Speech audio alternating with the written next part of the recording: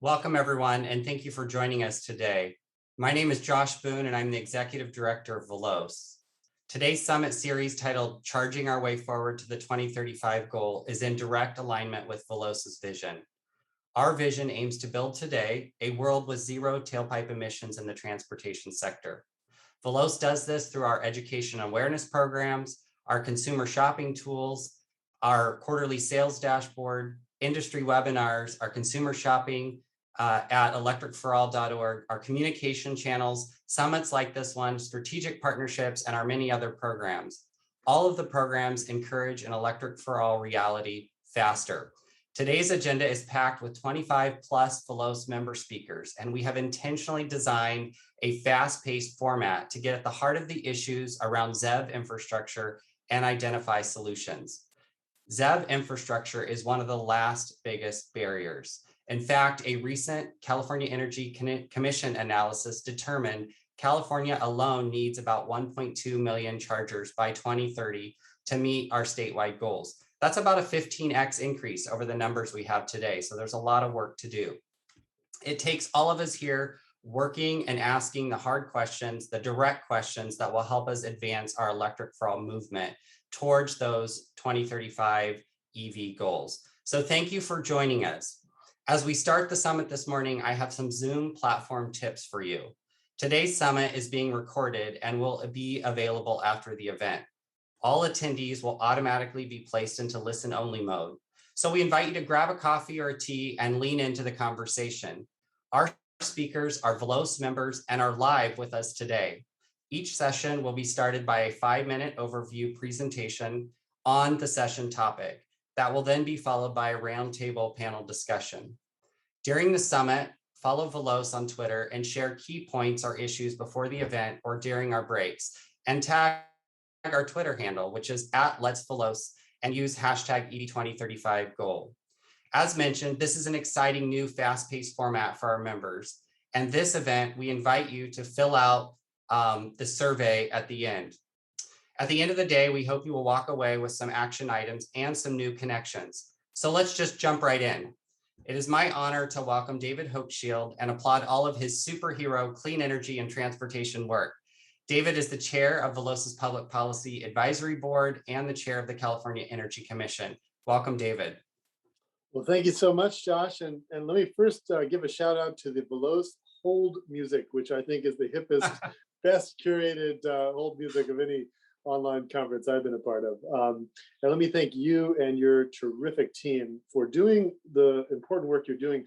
You know, Veloz is totally unique in the United States as an organization that brings together such a diverse group of stakeholders. We got utilities and state agencies and charging companies, ride-hailing companies, environmental justice groups, environmental groups, and other key stakeholders really coming together, having a robust dialogue, and trying to speak with one voice for the clean energy future and the clean transportation future we're trying to build together. And I'm incredibly proud of the work Veloz has done, and I want to thank you, Josh, for all your dedication and hard work. So just by way of introduction, I think a good way to think about California today and our role is that we as a state are really a postcard from the future for sort of everything. On climate, you know, it's clear the drought is, incredibly severe. The wildfires are severe. The heat storms we're dealing with, threats to our state from climate, we're suffering that at a level we've not seen before. And so the moment we're in requires us both to lean in to dealing with the reality of those challenges as they are today, and to lean in more heavily than ever on climate solutions to stave off the worst potential impacts of climate change. And we're doing that, and we're building a future, I think, that we should all feel proud of. When I look at the legacy of California on energy, you know, we the very first utility scale solar projects in the world were here in our state in California. First utility scale wind project were here in California. Those are the two fastest growing, two largest energy industries in the world, and the two cheapest. And we're doing that now for electric vehicles. And I think this is in many ways the most significant, because the pollution we see from the transportation sector in California is about half of our emissions. and the benefits are so great of making that transition today. And just as we saw with wind and solar, I mean, there were people who dismissed those technologies as mythology that would never go mainstream. They've been proven wrong. And with electric vehicles, I think it's clear now the rest of the country and the rest of the world has gotten the memo. And we have companies like GM, Ford, and others around the world, really every major car company in the world now building electric. And of course, the largest manufacturing facility west of the Mississippi, Tesla, in California. And now electric vehicles are the #1 export from the state of California. 34 companies making electric vehicles in the state. That's a legacy we can be proud of and build upon. One of the key things we need to do is infrastructure. I'm happy to share that in the governor's budget, there's over $1 billion for the Energy Commission just to build out electric vehicle charging infrastructure. That's going to be our top priority as an agency, and $3.9 billion altogether for electric vehicle incentives and other things like encouraging electric vehicle manufacturing in the state. So we're really excited about this budget. The governor is absolutely committed to seeing this future come to fruition, and I believe we have a great partnership with the White House and the Biden administration. And so what we're doing here really is a laboratory for the whole country, and I think we're all going into that into this the next chapter with that mindset. One of the key partnerships that we have is with the utility sector in California. We're very fortunate to have with us for our opening keynote this morning, distinguished executive Patty Poppe, who comes to the role as CEO of PG&E, having spent 15 years at GM, knows the auto industry well, absolutely committed to transportation electrification and sees the full potential of it. I was really impressed when Patty and I had a chance to meet a few months ago at her dedication and insight into this space. And I'm really excited about what we can build together. And as I said at the beginning, we have to do both things. So she's managing, as all the utilities are, with the consequences of the climate threat, but also leaning into the solutions and particularly with building out this infrastructure. So Patty, it's a pleasure to have you join us at Veloz this morning, and thanks for being here. Thank you, Chairman Hochschild, for the introduction. And I can't wait to continue to work together. We've got so much to do. And thank you, Josh and Veloz, for organizing this event. It's going to be an awesome day. The agenda looks amazing. And I agree, David, that soundtrack was a pretty great way to start. I'm delighted to be here. You know, as Chairman Hochschild mentioned, I started at PG&E just about 6 months ago, January 4th. I moved to California from Michigan, my home state. As David mentioned, I had 15 years in automotive at General Motors, and then followed by 15 years in the utility space. Most recently as CEO of CMS Energy in Michigan for the last 5 years. And so I do think that experience prepared me in a unique way to help lead PG&E and be a part of the California mission through this really exciting time as we transition our state to a carbon neutral economy and lead the world.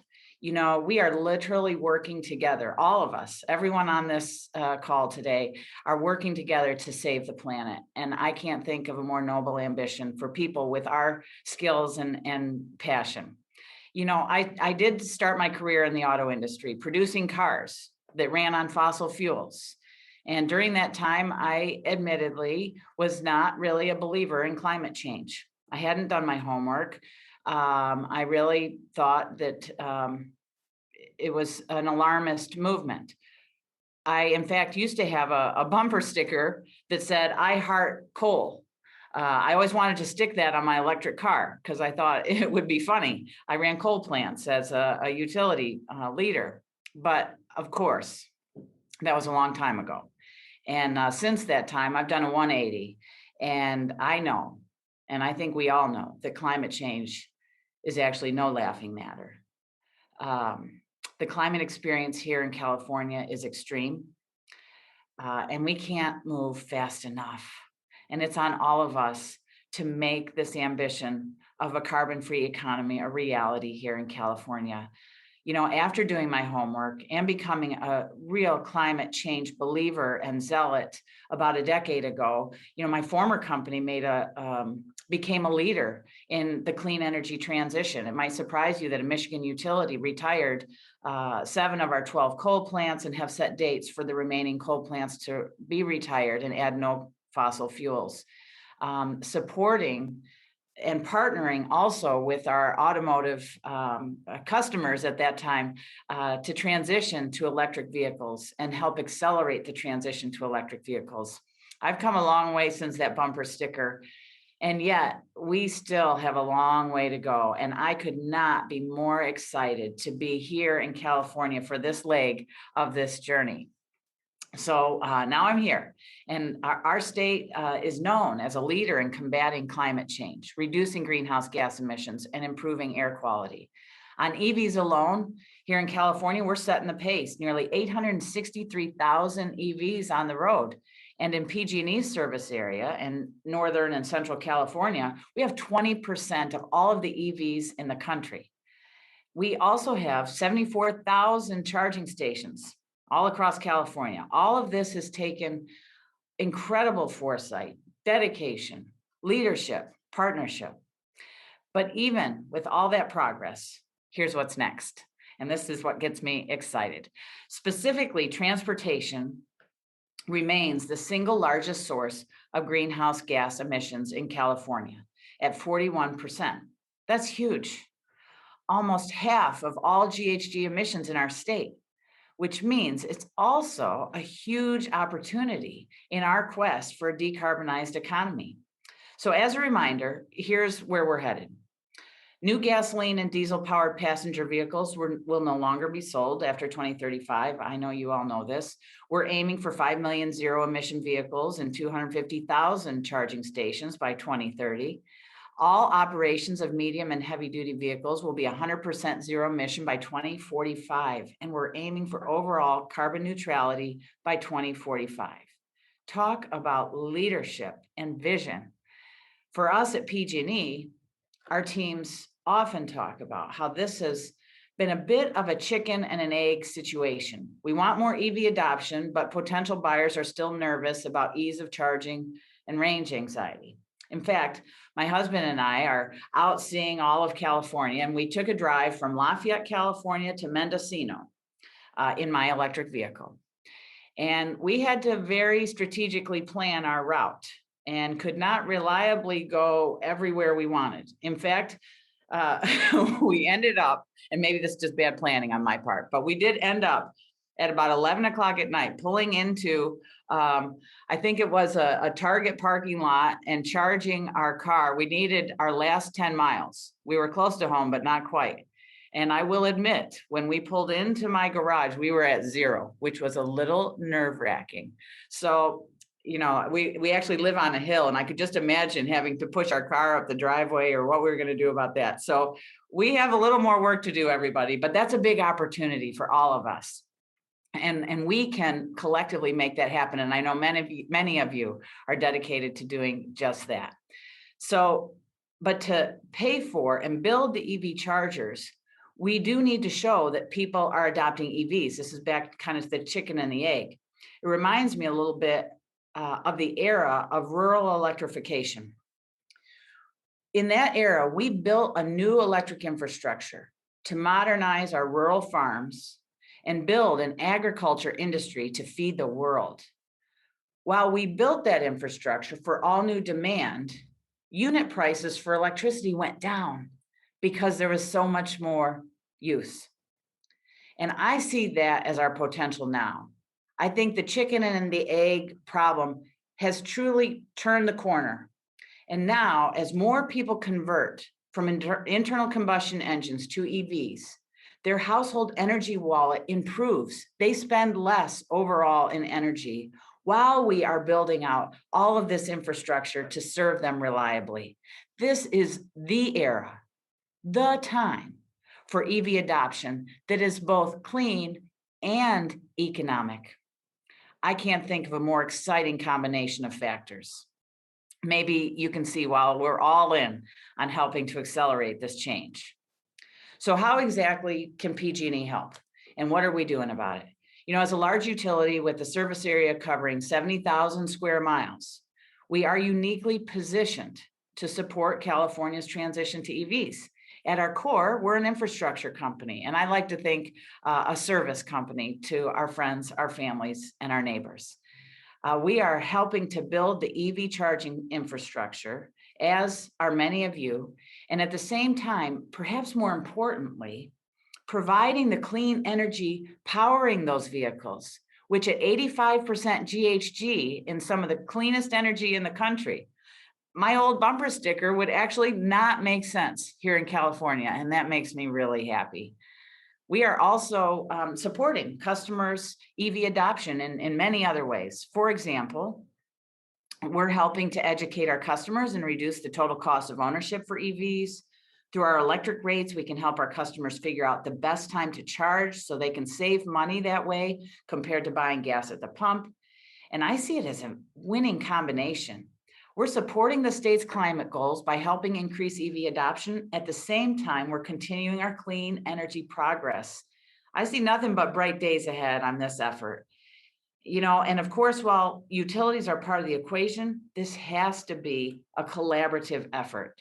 I often say no one can do everything, but everyone can do something. And many groups play important roles: policymakers, automakers, charging companies, auto dealers, investors, etc. So we're here to work with everyone. At the end of the day, it's simple. More access to charging means more EVs on the road and cleaner air for all of us. We're thrilled to be part of this transition. I'm personally thrilled to be part of this transition. We hope to model our role as a utility supporting the EV transition to help other utilities do the same for their areas. And with that, I'll hand back the baton, and thank you for having me here today. Thanks for all of your efforts. I look forward to working together. Thank you so much, Patty, for giving us some of your time this morning, your thoughtful remarks, sharing a little bit about your personal journey as well as your recent EV journey. It's exciting to have you running PG&E and hear your vision for not only California, but for your organization's commitment to transportation electrification. So thank you so much. Have a great day. We are now ready to jump into the content portion of our agenda. Our first session is called All the Way Back to the Grid, and Marilyn Lewitt, who's the Director of Business Development at Black & Veatch, will kick us off. Following her presentation, Muni Krishna, who is Veloz's Strategic Partnerships Director, will introduce and moderate our roundtable discussion. So now a bit about the panel. Charging infrastructure requires multiple stakeholders engaged and working together to build out California's and the nation's charging stations. So we are asking, how can utilities, charging providers, and engineering companies work together to develop solutions that are beneficial to moving the market forward rapidly? Black & Veatch became a member this past spring, and we are delighted to welcome Marilyn to present this morning. Welcome, Marilyn. Thank you, Josh. Hello, everyone. Good morning or good afternoon. I hope everybody's well. So I will be talking briefly about Black & Veatch. We are a very large employee-owned company that specializes in any type of infrastructure. So anywhere from power to telecom to water. And we are located in Kansas City, headquartered, and we've been committed to clean energy and clean transportation for years. Our number one priority is on safety. As an engineering and permitting construction company, we feel it's essential for us to provide that number one focus and policy in our organization. And we work with the entire industry of EPC business to find a way to improve safety every day. So thank you again for inviting us in this event on electrification of transportation. It's definitely one of our focus in the US and across the world. We've started early on into combining renewable energy since we've been building solar farms and wind turbine farms into the complexity of the power sources in the US and other part of the world. And that gave us a lots of insight of where the utility companies were getting ready to, improve the grid, advance the grid in that field. And as a natural element, we got into the EV charging infrastructure about 8 years ago, starting with Tesla as a pioneer, of course, in that field. But also now many other OEMs have been involved in the electrification of transportation, program like, of course, Electrify America, where we are one of the vendors participating in the deployment of the charging station. So we work on public charging as well as private charging with the fleet market.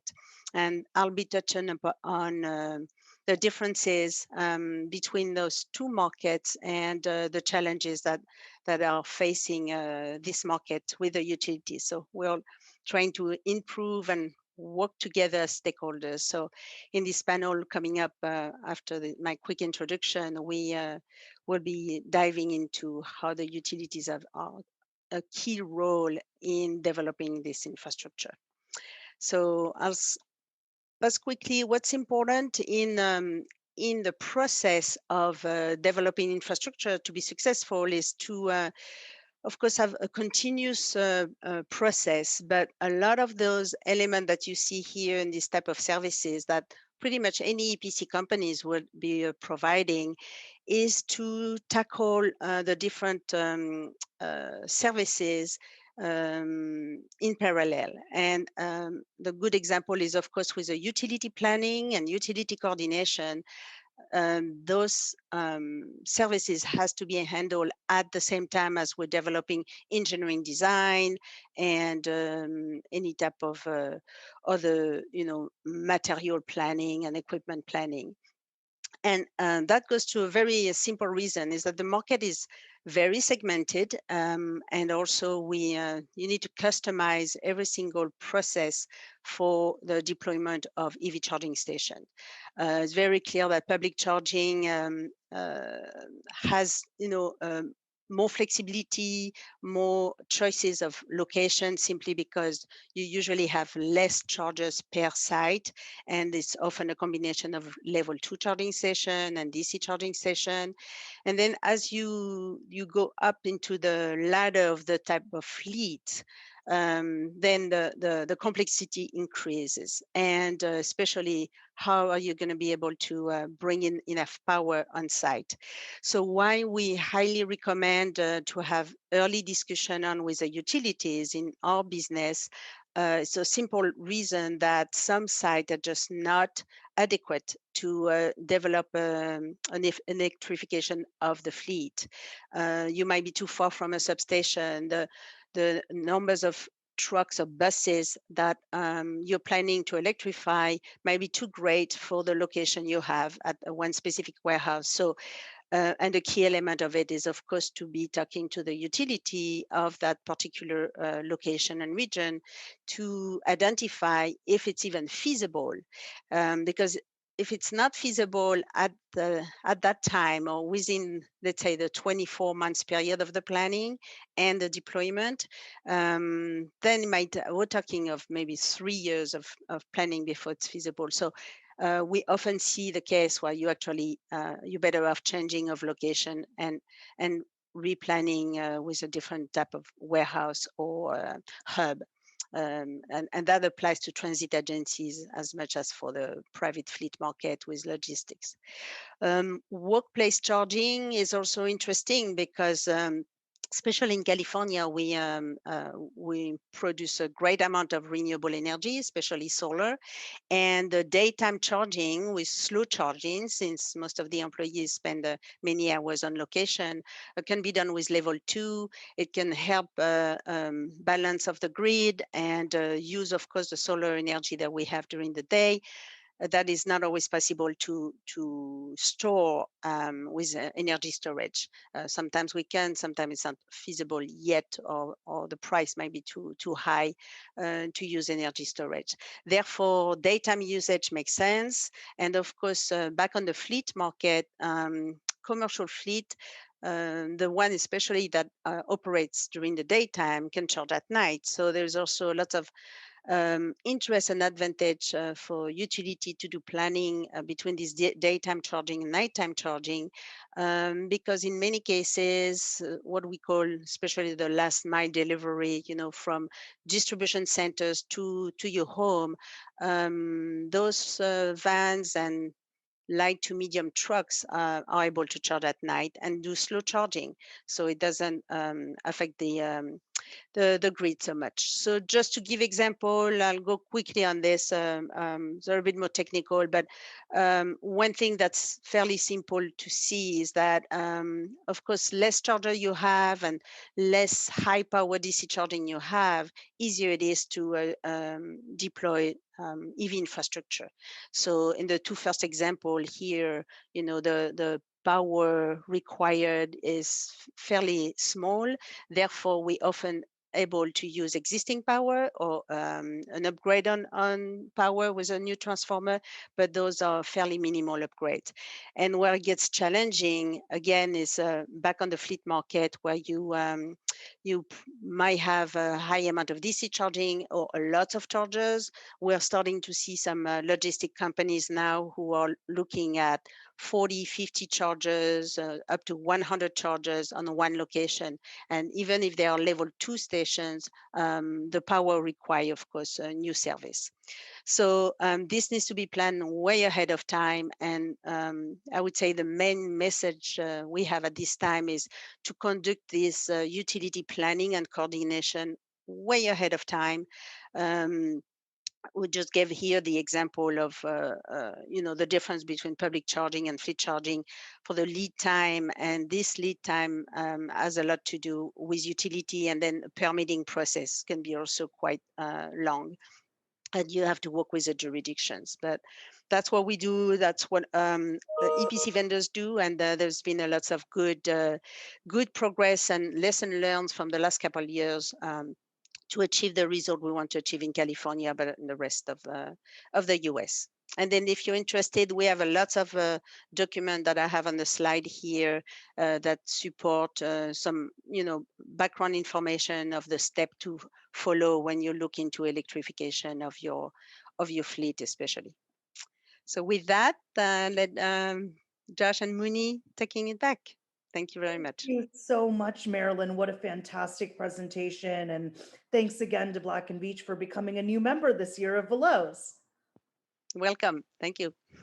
At this time, what I'd like to do is invite all of our panelists to come on screen so that we can kick off our panel. And while they're doing that, I'll introduce everyone. This morning, we have Lisa Arellanes, Senior Manager of E-Mobility Business Development and Partnerships from Southern California Edison. Marilyn is coming back from Black and Veatch. Scott Briasco, Power Engineering Manager, Electric Transportation and Solar Engineering from the Los Angeles Department of Water and Power. And finally, Tom Ashley, Vice President, Policy and Market Development from Greenlots. Welcome, panel. Morning. All right, Good morning. let's kick us off. So for our utility folks, what efforts are your utility making to get the grid ready for all the charging that's required to hit our 2035 goal here in California? I can start if you'd like, Mooney. So Southern California Edison took a close look at this. We did a deep dive in our Pathway 2045 white paper, which lays out how we believe we can reach the carbon neutrality goals of 2045 for our state. And so we're showing it would take about $75 billion in grid investments to integrate bulk renewable generation and storage and serve the load growth associated with transportation and building electrification. That puts us on that path to carbon neutrality. However, this is investment primarily for post 2030. So getting more specific to 2030, while we're expecting increased demand from increased EV charging, we've had a lot of flatness in demand over the last decade once energy efficiency and behind the meter solar deployment is netted out. Also, as we move forward in time, we're going to see behind the meter solar grow because of Title 24 requirements on new housing and SB 350 energy efficiency requirements, doubling of energy efficiency. So on the flip side, there is upward pressure on load because of more EVs in building and electrification. By 2030, if we're assuming that we're meeting Title 24 requirements and SB 350 doubling energy efficiency, and then meeting our Pathway 2045 trajectory of 7.5 million light-duty vehicles electrified, by then we're not showing a huge increase in load by 2030. As we continue to electrify vehicles past 2030, we expect to get more load growth because we'll have we're not going to continue to get as much reductions out of energy efficiency. To minimize these upgrades, vehicles will need to charge in locations and at times that reduce the stress on the grid. So exactly like Marilyn was talking about, daytime charging, overnight charging. Customers should always be able to rely on the electric system. This is why new electric system designs and standards must be developed to create a grid that is resilient to more frequent extreme weather events brought on by climate impacts. So hopefully that's a helpful view of what we're doing to prepare. That's really helpful, Lisa. Thank you so much. Scott, do you want to take a crack at the same question? Sure. No, thank you. So, at the Los Angeles Department of Water and Power, we're the largest municipal utility in the country. We're about 10% of the state. So our mission is to provide safe, environmentally responsible, and cost-effective power to our customers. And we really do have, aggressive goals to accelerate transportation electrification established through the Mayor's Sustainability Plan. It's across both light duty and medium duty sectors. It's really in line with the state. So, one of the things that we've recently have done is we've completed a very comprehensive study. It's called LA 100. And it looks at, how do we get to renewable energy 100% by 2035? So part of that also includes a lot of modeling and looking at, moderate and very, very high levels of transportation electrification. So that'll take us through 2030 and 2035. As part of that, we're really looking at, how do we ensure that our local distribution grid remains reliable, that will meet those future electric service needs. That includes implementing new technologies to improve our operations. That's part of it. So, we are looking at those really aggressive numbers. It's part of our distribution planning process. We're looking at those loads. And we really are positioning the utility to really support the state in its aggressive targets. Thanks, Scott. That's really interesting and really good to know. Tom, our next question is for you. In your experience, how can utilities best serve EV charging providers as they install charging stations on the grid? Yeah, hi, Mooney. Thank you for the question. So I'm going to flip it around first. So I will say that, Greenlots certainly feels strongly that utilities have a very core role in supporting transportation electrification going forward. And indeed, that role may evolve over time and circumstance.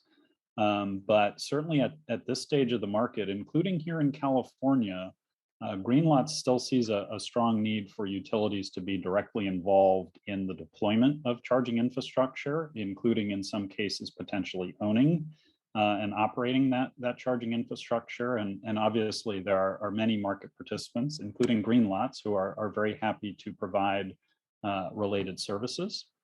But I think that the emphasis really needs to be, or continue to be, on creating sort of easy buttons. So bringing programs to the market that a range of customers and market participants can really participate in.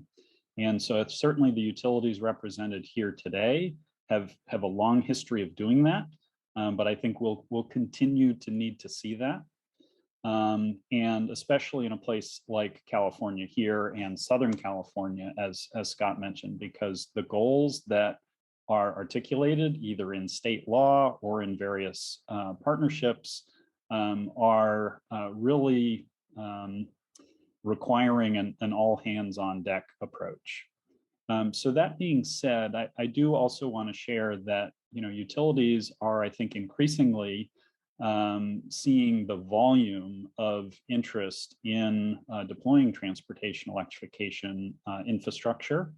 And so I think there's a clear opportunity to not just develop programs and continue to invest in charging infrastructure, but also continue to invest in internal resources and processes that can help provide the market and market participants more certainty around the time period and the process for indeed, as Scott mentioned, ensuring that charging stations can be integrated with the distribution system.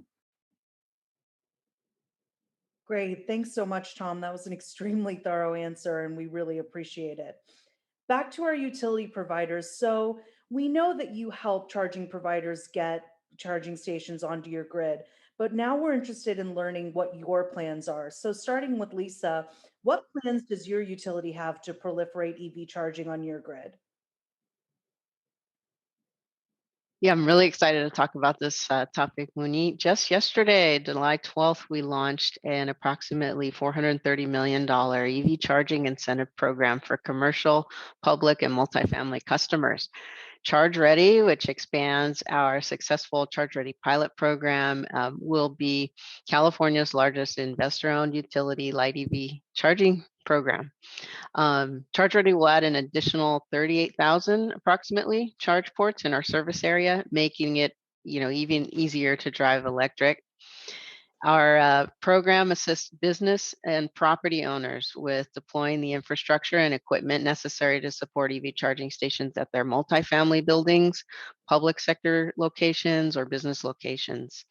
It's specifically designed for light-duty passenger vehicles. It provides financial incentives, infrastructure, and technical support to facilitate the installation and maintenance of EV charging stations. So with this new program, property owners, businesses, and public entities can now meet the growing demand for clean energy charging options that their customers, employees, and communities are demanding.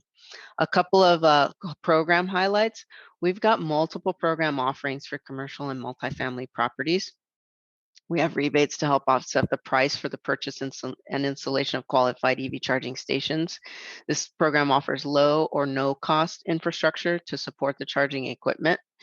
As I mentioned before, technical assistance. So a couple of offerings. We have a new construction rebate available to newly constructed multifamily properties. So this helps those that are going above and beyond Cal Green Code to actually deploy those charging stations with a $3,500 rebate. We have a charging infrastructure and rebate. So this is for existing multifamily, commercial, and public sector properties that need to do infrastructure upgrades to get that charging installed. And we have a turnkey installation option. This is available only to multifamily properties located in disadvantaged communities. But through this option, Edison takes care of everything from the grid all the way to the charger and its maintenance. Wow, Lisa, that's so exciting. And what timely news for our summit today. So Scott, same question to you. What plans does LADWP have to put charging on your grid? Sure. So, we currently have a suite of programs, the rebate programs available through what we call our Charge Up LA electric transportation program. So it's rebates for both residential customers and commercial customers. So they're pretty attractive. For a commercial EV charging station installation, it's $4,000 for installed charger, and then there's it's $5,000 if that's in a disadvantaged community, and DC fast chargers $75,000 rebate, and then chargers for medium and heavy duty installations, so up to $125,000 per installed charger, depending on the power rating of that unit. So, we plan on continuing those types of programs. They've been very, very successful in bringing electric vehicle charging to many locations throughout the city, including multi-unit dwellings, workplaces, public locations, hospitals, universities. So we think that has been a great approach for us. We've hit our targets. We have a target of 10,000 commercial installations, and we recently just past 13,000. So we're proud of that. So we want to continue that momentum. LA is I think been ranked by PlugShare as one of the top EV friendly cities in the state. So we're proud of that. And we're going to continue. We're going to collaborate with community organizations. We want to provide education outreach to our customers, to our diverse customer base. So not only assisting our customers, but we've also installed charging stations at numerous city locations. So we have over 100 public charging stations on LADWP property, and then we work with our city partners. Bureau of Street Light has installed quite a few on street lights, and LADOT is installing charging stations at parking lots and parking garages. So we're going to continue that effort. We're now modifying our rate structures, hopefully to provide great incentives for our customers to really kind of take advantage of attractive electric vehicle charging rates. So stay tuned on that. We're looking forward to really assisting our customers as we move forward together. Thanks, Scott. We will wait for that with bated breath. Okay. All right, panel. So my final question for today is for you, Marilyn. We know that Black & Veatch has international experience installing DC fast chargers, and the audience was wondering, what are some of the best practices you've seen from utilities as you install DC fast chargers on the grid? Mm-hmm. So what's interesting is, first of all, the Make Ready program or Charge Ready program that Scott and Lisa has mentioned. PG&E also has a similar one, have been extremely successful to plan ahead for the upcoming infrastructure that's needed. So, and that applies to level 2 and DC charging. The high power DC charging trend, I'm going to call it, that we see right now, we're starting to install 150 kilowatt to 350 kilowatt DC chargers are definitely a new challenge on the market, simply because you do need new electrical services coming into the site wherever it's needed. So the best practices are very much linked into what we talked earlier about, is about planning and coordination. Any utilities in the US, Canada, or the rest of the world can really provide the power that's needed for this installation, but it needs to be planned, simply because those new electrical services that might require an upgrade even on the substations, or more complex upgrades which require time. So timing is of the essence, but I would say that especially in California, where those Make Ready program came on board early on. The CPUC deregulated some of our utilities here, and they're really on the front line of what can be achieved early on in this market. And I'm encouraging everyone all the stakeholders to share that information, because the California utilities are actually ahead of the curve because of the regulation we have in California, and other utilities in the rest of the country are also learning. But just a couple of years ago, and even Scott, we go way back 10 or 12 years ago. I was with Schneider Electric before. We were part of this early on program with LADWP to install chargers early on. There was always capacity challenges in parking lots, for example, especially if they're underground for installing charging station. And solution has been developed, and the utilities are so on board with this electrification of transportation that we can now plan, I would say, more like 2 or 3 months ahead of what we used to do a couple of years ago into those processes. So that has been just extremely successful. Thank you so much, Marilyn, and thank you so much to our panel. That's it for us today, and I'll pass the baton back to my colleague, Josh. Wonderful. Thank you, Lisa. Thank you, Marilyn. Thank you, Scott and Tom, for participating in this quick discussion, and Mooney for moderating. Our next session, titled Jobs, Chargers, and More, Expanding Charging and How Communities Benefit. As the ZEV market continues to grow and charging is bid out to meet the needs of the drivers, now is the time to make sure chargers are placed in priority populations and that this new technology creates jobs and economic value. We are pleased to welcome another new member of Veloz, Yvette Ellis, who is the co-founder, Chief Workforce Officer at Charger Help. Good morning, Yvette. Good to see you. Good morning. Good to see you. Good to be seen.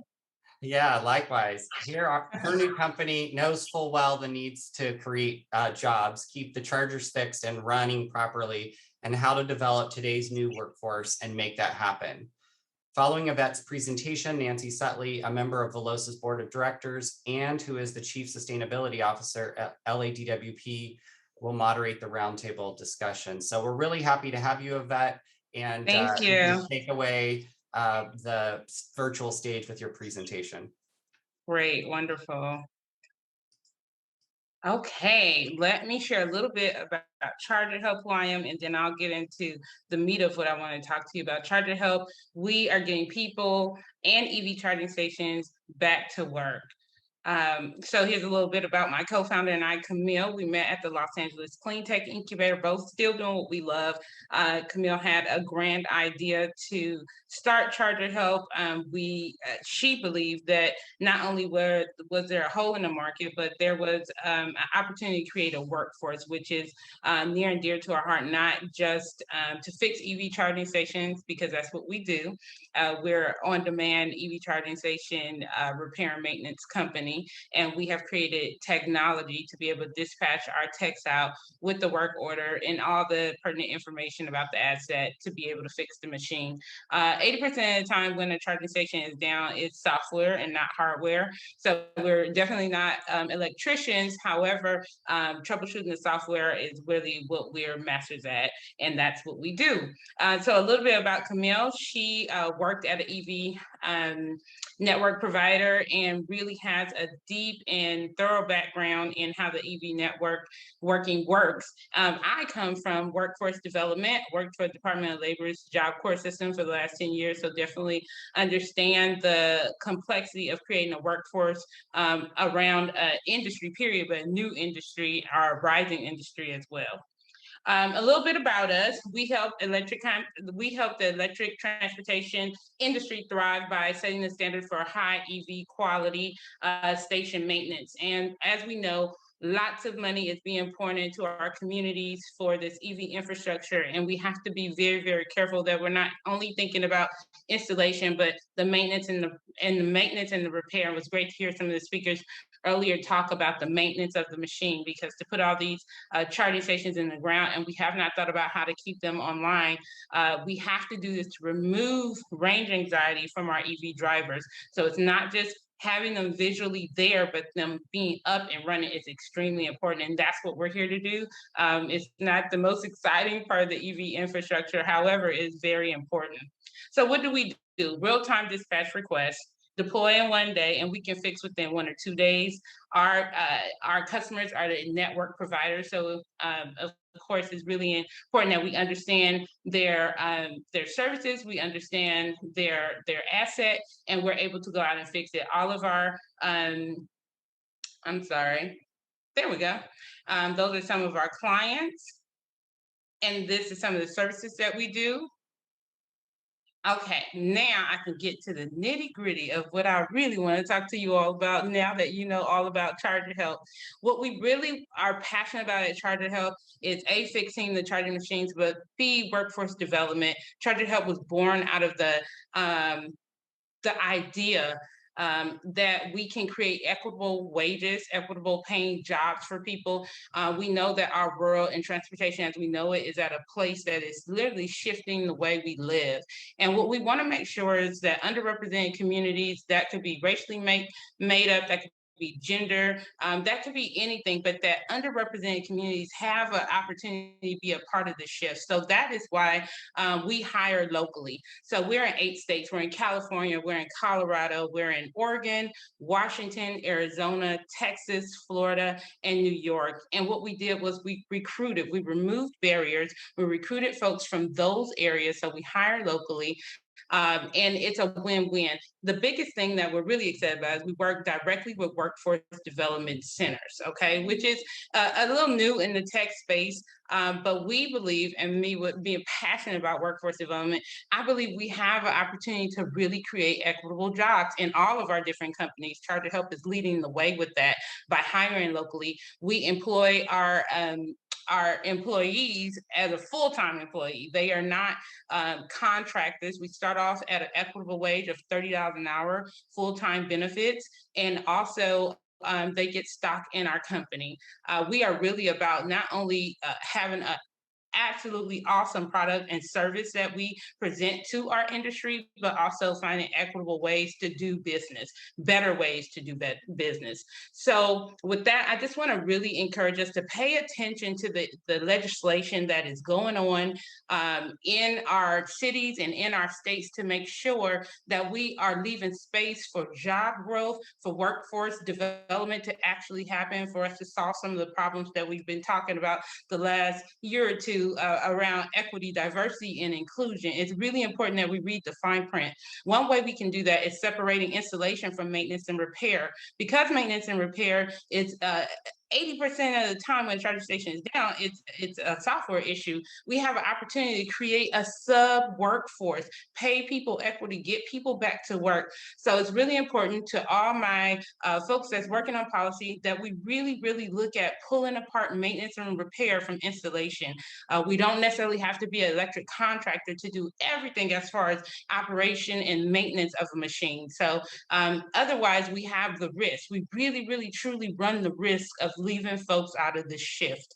And we don't want to do that. We want to make sure that we are moving in the most equitable way because we do believe in environmental justice and we do believe in racial justice. And we have an opportunity to really turn the corner with how we do equity, how we do business. And one way we can do that is find ways where we can really connect to communities and folks that don't usually have an opportunity to be a part of our industry and create jobs. Workforce development is a lens that we can create equity out of. So with that, I will turn it back over to you. I'm excited about the roundtable and sharing more. Thank you.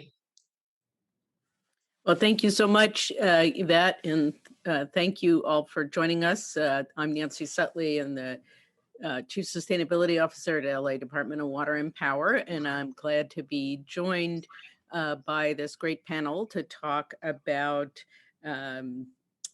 jobs and chargers and more, and community benefits. And Yvette really set us up great to talk about that. So I'm going to quickly introduce the panel, and then we'll get into a couple of questions. And I'd ask our panelists, I guess, to turn your cameras on. So we have Hanan Rasool, who is the Deputy Director for the Fuels and Transportation Division from the California Energy Commission. Annalisa Bevan, who's got a new role as the ZEV Infrastructure Specialist at the California Air Resources Board. Dr. Shelley Francis, who is the co-founder and principal at EV Noir, and Jonathan Changus, who's the director of the California Transportation Programs at the Center for Sustainable Energy, and Yvette Ellis, who you just heard from, co-founder and chief workforce officer at Charter Help. So maybe I'll start with our government representatives here. Hanan, maybe I'll start with you. And we're going to ask the same question for the group.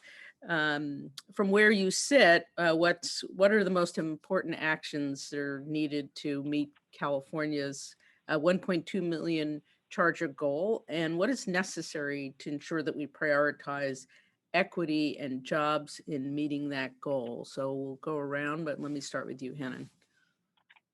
Yeah, good morning, and thank you for that question. You know, I think what we really need are smart investments in scale and innovation.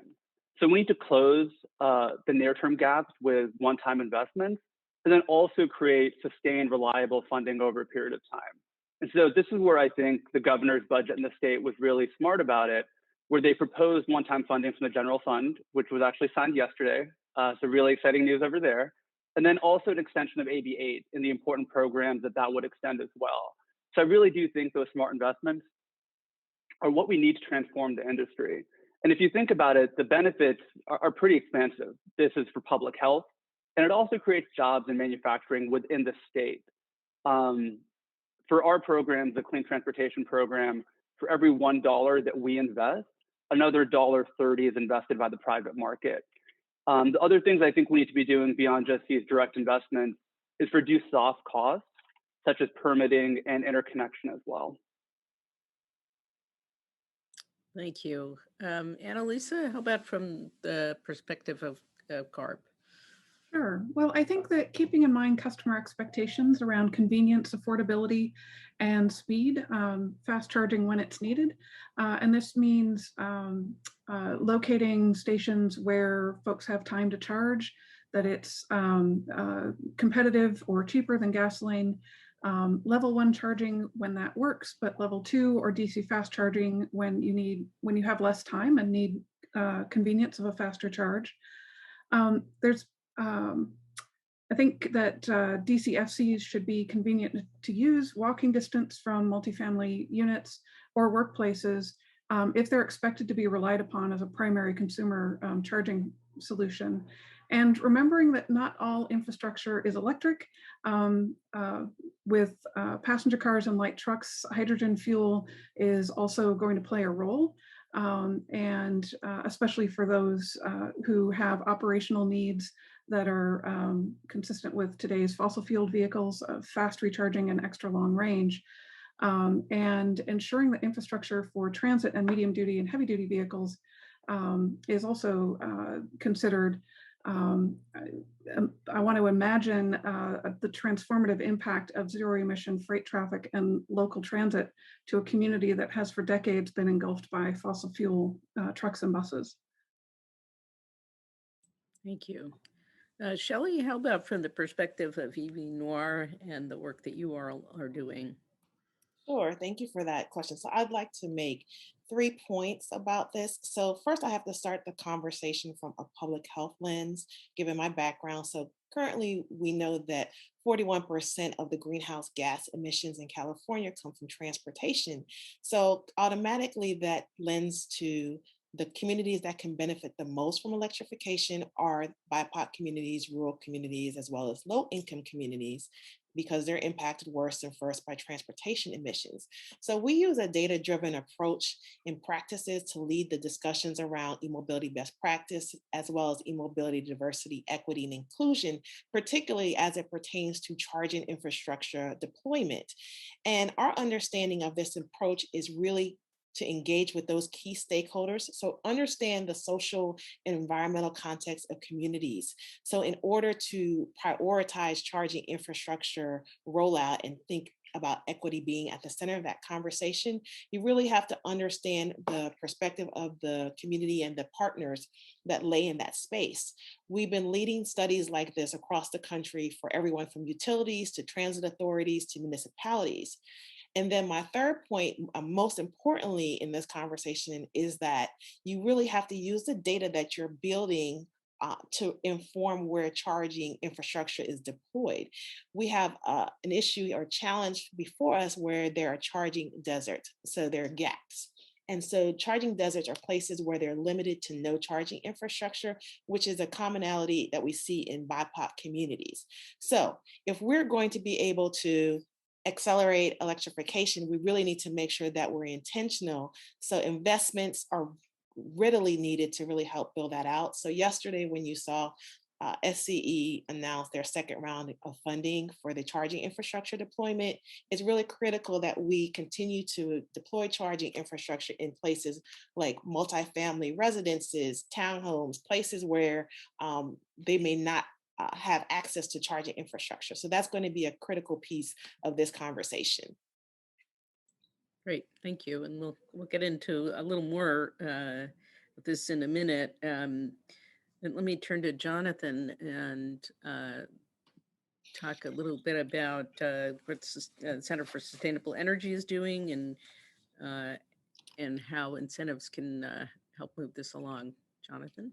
Yeah, it's a pleasure to be here. I want to start by saying I agree with a number of the comments made by earlier speakers. Hannah makes a spot on point about the importance of the kind of one-time infusion the budget makes today, as well as really we've got long-term goals when it comes to this. And so great move made by the legislature and the administration in the budget, but also really want to just emphasize the importance of the reauthorization effort too going forward for AB 118 and AB 8 to ensure that California has a sustainable funding stream to continue to make the investments necessary moving forward.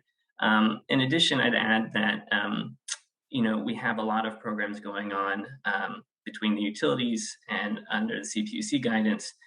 There's a relationship with some of the activities at CARB and Low Carbon Fuel Standard Program as well. So I think aligning and coordination is going to be really critical too, as we look at the role of the Transportation Electrification Framework at the CPUC, the Clean Transportation Program at the Energy Commission, and the Low Carbon Transportation and Air Quality Improvement Program at CARB. How do these programs work together to really deliver meaningful benefits on the equity front and move us forward towards our goals? Along those same lines too, we should be excited, hopefully, for what's going on at the federal level too, and positioning California's programs to really be in a place to leverage what is hopefully a meaningful activity at the federal level as well. And we're very fortunate that we're not starting from scratch. California has a rich history of investment in this space, and including an increasing focus on equity. And I think the final piece, and we'll get into it I think in the next question a little bit more too, is really emphasizing our points. And Dr. Francis made a number of really compelling bits about it's not a homogenous group when we're talking about priority populations. There's a rich diversity there that reflects the diversity of California. There isn't going to be a one-size-fits-all solution, and we're not really going to be prepared as a program administrator, not going to really be prepared to understand what those solutions are if we're not in the community and involving the community and some of the community-based organizations through all facets of the program, from planning, design, yes, on outreach, implementation, and then I really appreciate the data-driven piece. We need to be collecting a lot more data too to help inform strategic investments going forward. Thanks, Jonathan. And Yvette, it was exciting to hear about the work you're doing, but wanted to see if you had some comments. This, how do we meet these big, hairy goals, and how do we prioritize jobs and economic development? I mean, I love the idea of prioritizing jobs because I really do believe, no matter what we're building, whatever initiatives that we're doing, if we have workforce development as a lens, it really pushes us to be innovative. And like I said before, we have an opportunity to really create net new jobs. One thing that that really truly worries me is this chunking together of EV installation when we talk about equity and breaking down who has access to be a part of the infrastructure building, from maintenance and repair from installation to maintenance and repair. There's just legislation coming in recently, and we've read it carefully, and it pretty much says you need a C10 license, right? You have to be a part of a particular group to touch the charging machine, pretty much, between installation and maintenance and repair. Well, that's going to move out a whole lot of people. It's going to actually bottleneck us on the big picture when we talk about we only have one particular group of people that we can get charging stations service all over the US installed and maintenance kept online, and they have to have this particular licensing our training from this particular group. That is problematic. We have to allow the regular ways that we build workforce in this country to come alive. And one of those ways are through workforce development centers, training centers, community college. We can't leave these folks out of the loop. And then we say you need a 5-year training program or to be a part of this group that for many might be very expensive, or they can't afford 3 or 5 years of work. And when we can find work for folks to do that are not electric, like Annalisa said, there's a lot of stuff that's not electric, and we have to allow those companies, such as Charter Help as well, to be able to grow, rise up, and meet the demand if we want mass EV adoption. If we want mass EV adoption, we can't depend on any one entity to provide all of it. Standardization of how we do things, absolutely, but we're going to have to open up for workforce development to actually happen. We can't do that by bottlenecking it with one particular group. And I think we run the risk if we're not reading the small print, if we're not really looking at policy, we're looking at the big picture, especially as the industry, that, hey, we're really moving somewhere, but if we don't watch the policy that's being written around it, state by state, group by group, we run the risk of really, really knocking equity out the door, diversity and inclusion. We'll look up and we would not have done any of that in an effort to be great, right? And I really, really encourage decision makers to really pay attention to that and make sure that we're not kind of like going backwards in our effort to go forward. Great, thanks. Yeah, I think the you all have, if I think about sort of how you all characterize this, I mean, you have huge challenges and but huge opportunities right now at this period of time. We need to be really intentional about what we're doing. And then I think the part about sort of coordination, because there's a lot of moving pieces here, and how do we make that all work together, which I think leads us to sort of our next topic of discussion around equity and equitable access. So I want to go back to the group and talk about sort of what government, utilities, charging companies, other actors in this space should be doing to ensure equitable access to and benefits, getting the benefits from EV charging, especially for priority populations, and asking you to be sort of specific about what do we mean by these priority populations, and what specific actions should we be taking to prioritize them. So maybe we'll start with you, Shelley, if you want to jump in on this question. I knew you were going to start with me. So thank you for that question. So when I hear priority population, the definition that comes to mind are communities that are most often under-resourced in this conversation. So those are communities, BIPOC communities, those who are most affected by pollution from transportation emissions, but at the same time are often left out of those e-mobility conversations when they really need to be the main audience leading this conversation. So in my opinion, what government, utilities, charging companies should be doing to ensure equitable access to the benefits from EV infrastructure is to use data-driven, human-centered data-driven approaches and work with subject matter experts to develop and facilitate culturally relevant programs. So what we know from our research is that when we analyze data, facilitate studies across the country, BIPOC communities want to hear from people who are like themselves, who look like them, they're relatable, as well as culturally relatable in terms of having shared experiences. And they want to see people like themselves utilizing this technology. So we need to normalize EV adoption. And the other piece is that we really have the opportunity for a triple bottom line opportunity here in terms of accelerating electrification by using this human-centered approach. So if you think about workforce and economic development, in the Berkeley study, we know that approximately 2 million or so jobs can be created by 2035 through electrification acceleration. And we can also avoid 1.3 trillion healthcare costs by 2050. So organizations like Charger Help and ours are working in this space to really make sure that this effort really has a clear and intentional engagement with diverse communities, as well as utilizing best practices. So moving away from this traditional one-size-fits-all approach, which we know is not best practice. So we've been working around the country really to make sure that partners such as utilities, state agencies, OEMs, and others to help really ensure that these issues are considered as we accelerate electrification, and really to make sure that these three efforts are considered as we move this conversation forward. So public health, transportation burden, and workforce and economic development opportunities are really the three critical pieces to this puzzle to help accelerate electrification in an equitable manner. Thank you. That definitely gives us our marching orders here. So appreciate that. So maybe Yvette, if you want to comment, we've got about less than about 8 minutes left. So I'm going to try to run through you, all of you quickly here. I don't want to give this topic short shrift, but Yvette, you want to jump in on this? Sure. Can you repeat the question? I was so into what Dr. Francis was saying. I'm like, what were we talking about? Really about equitable access and the benefits accruing to communities equitably, and sort of who do we mean, and what specifically do we need to be doing?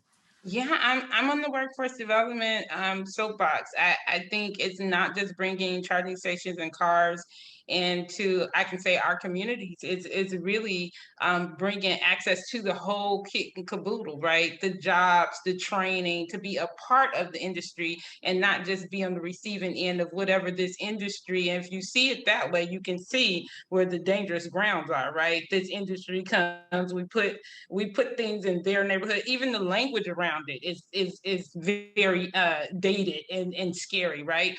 This should be a community effort. If we're going into a particular neighborhood or city, they should not only get the benefits of the charging stations. Oh, we're giving you better air quality. No, this is a world thing, and they get to be a part of this. So that's why it's so important that we hire locally. And as we have big tech and manufacturers and different folks come into our community, we have to stay vigilant about the people that live there, not just this machine coming through. Because for a city that can fend for themselves, of course it's not like that. But for other cities that are under resourced, is a great word, they don't know what's happening, and B, when they don't have the tools they need to really make it happen. So companies like Charter Help, we decide to build a company that we can employ people, we can train them, and we hire them and pay an equitable wage. So I think workforce development, being a part of every strategic plan, should be what we do.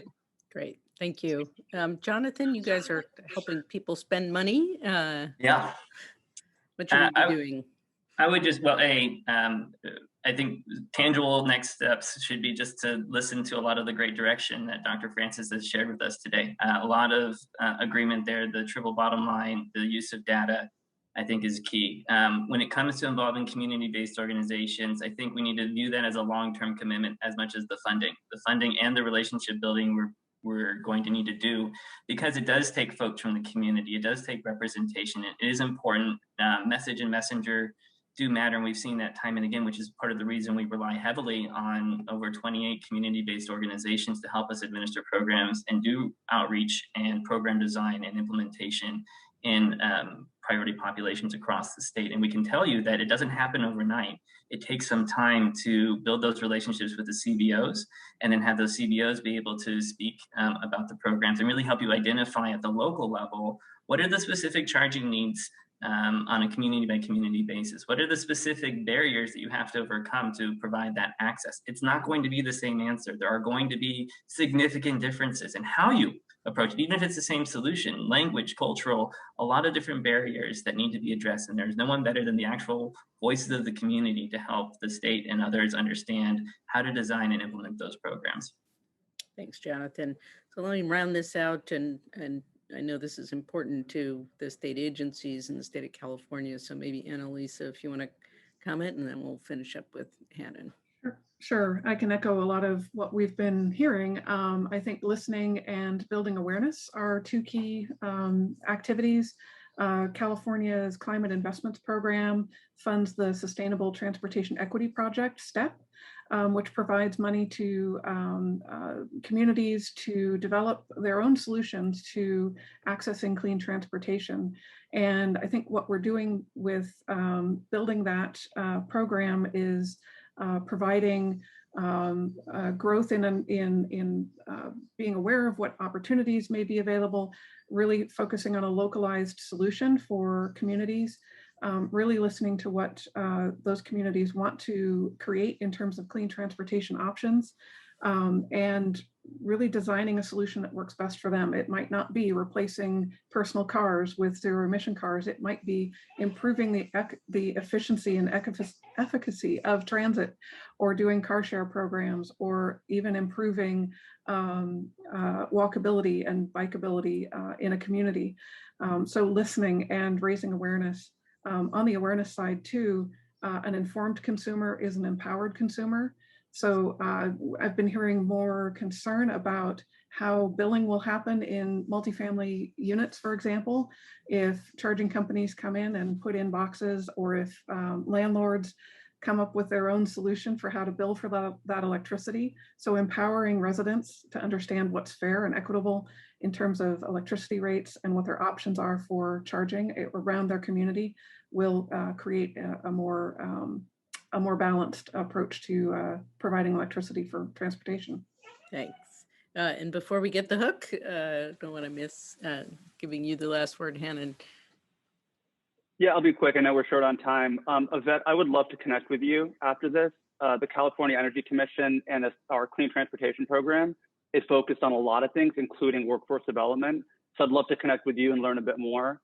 And then I just want to note for folks that we actually will be launching a multi-unit dwelling solicitation later this year and a rural community solicitation later this year. So we've heard a lot from stakeholders over the months and years that these are communities getting left behind. And so it's really important for the public dollar and the ratepayer dollar to support these communities. And so we're very much committed at the Energy Commission to help move that forward. Well, thanks. And I want to thank all our panelists for a great conversation, a lot of food for thought and actions to take, and look forward to moving all of this ahead in the coming years. Thanks. And let me turn it back over to Josh. Thank you, Nancy, for moderating, and Yvette for your spirited presentation, and to all of you on the panel, Annalisa, Hannon, and Jonathan and Shelley, for your great pointers. So next up, we will have a short break, but before you leave, I want to just give you a preview of what's coming up in the second half of the summit. So it's not all about driving. We're going to hear from GM, Ford, Toyota, and BMW on how they are addressing charging and hydrogen infrastructure. Followed by that, Giovanni Palazzo from Electrify America is going to present on charging everywhere. And finally, we're going to have a session titled Get the Big Trucks on the Road with Alicia Gildy from CalSTART. And then our closing keynote will be Gia Vason, who is the Assistant Deputy Director of ZEV Infrastructure at the Governor's Office of Economic and Business Development. So don't go anywhere, take a quick break, follow us on Twitter, share the key points that you're learning from today's summit. You can tag us at Let's Veloz and use the hashtag EV2035 goals. So we will be back and we will start at 10:25. So we'll see you in about 9 to 10 minutes. Okay, welcome back, everybody. I hope you had a chance to take a quick break and that you're excited about this next session. So the next session is called It's Not All About Driving Fast, Automakers, Charging, and Hydrogen. I'm delighted to have some of the finest automaker representatives from GM, Ford, Toyota, and BMW present during this session. Each are Veloz members and work every day to bust barriers and advance the zero-emission vehicle sector. Each automotive representative will address what their company is doing to move ZEV infrastructure forward faster, and each speaker has agreed to address a different aspect of the ZEV infrastructure challenge and ID opportunities in a quick 4 to 5 minute presentation. So let's start with you, Alex. Alex is the lead architect for EV charging at GM. So welcome, Alex. Thanks, Josh, and nice to talk to everybody. It's been a long time since the PEV collaborative days, so it's good to huddle. One of the sort of contexts of what Josh and the team asked us to sort of look at was, what keeps us up at night, and certainly a lot of things keep me up at night, including my puppy. But the reality is thinking through how do we put the puzzle pieces together, right? Not only from the vehicle side of things, but infrastructure. You've all seen the studies that sort of show that infrastructure is certainly one of the top considerations, but it's not just infrastructure, right? When we talk about infrastructure, like the last panel, you're talking about multi-unit dwellings, you're talking about rural, you're talking about public, you're talking about home, you're talking about a whole myriad of individual use cases that we have to think about in terms of helping our customers along. And so, my word, if I was to think about the issue, and I think I said this many moons ago around this table, is scale, right? We really have to reimagine the amount of infrastructure that needs to be deployed. And scale is just not only the magnitude, but also the location, from fleets to rural partners to communities where It doesn't make a lot of economic sense to put infrastructure in initially, but you have to put all those puzzle pieces together. So the way my team and I think about this is, how can GM be a catalyst? What the role we like to play is to be able to let infrastructure experts be infrastructure experts, but come along and plant the seeds that help to accelerate the role of what they would already be doing, or perhaps something that they would already be doing in the future because of different reasons. And so, a few of these examples represent the breadth of the activities we're doing and will continue to do.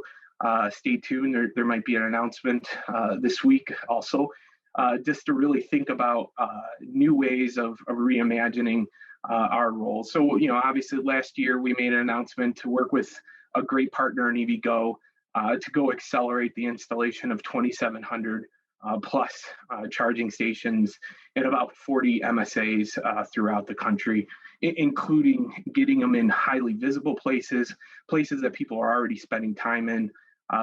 We got some great data from our customers in aggregate that show us, hey, you're going to spend 45 minutes here already. Let's put infrastructure there, right? It's better than the alternative because you're already going there.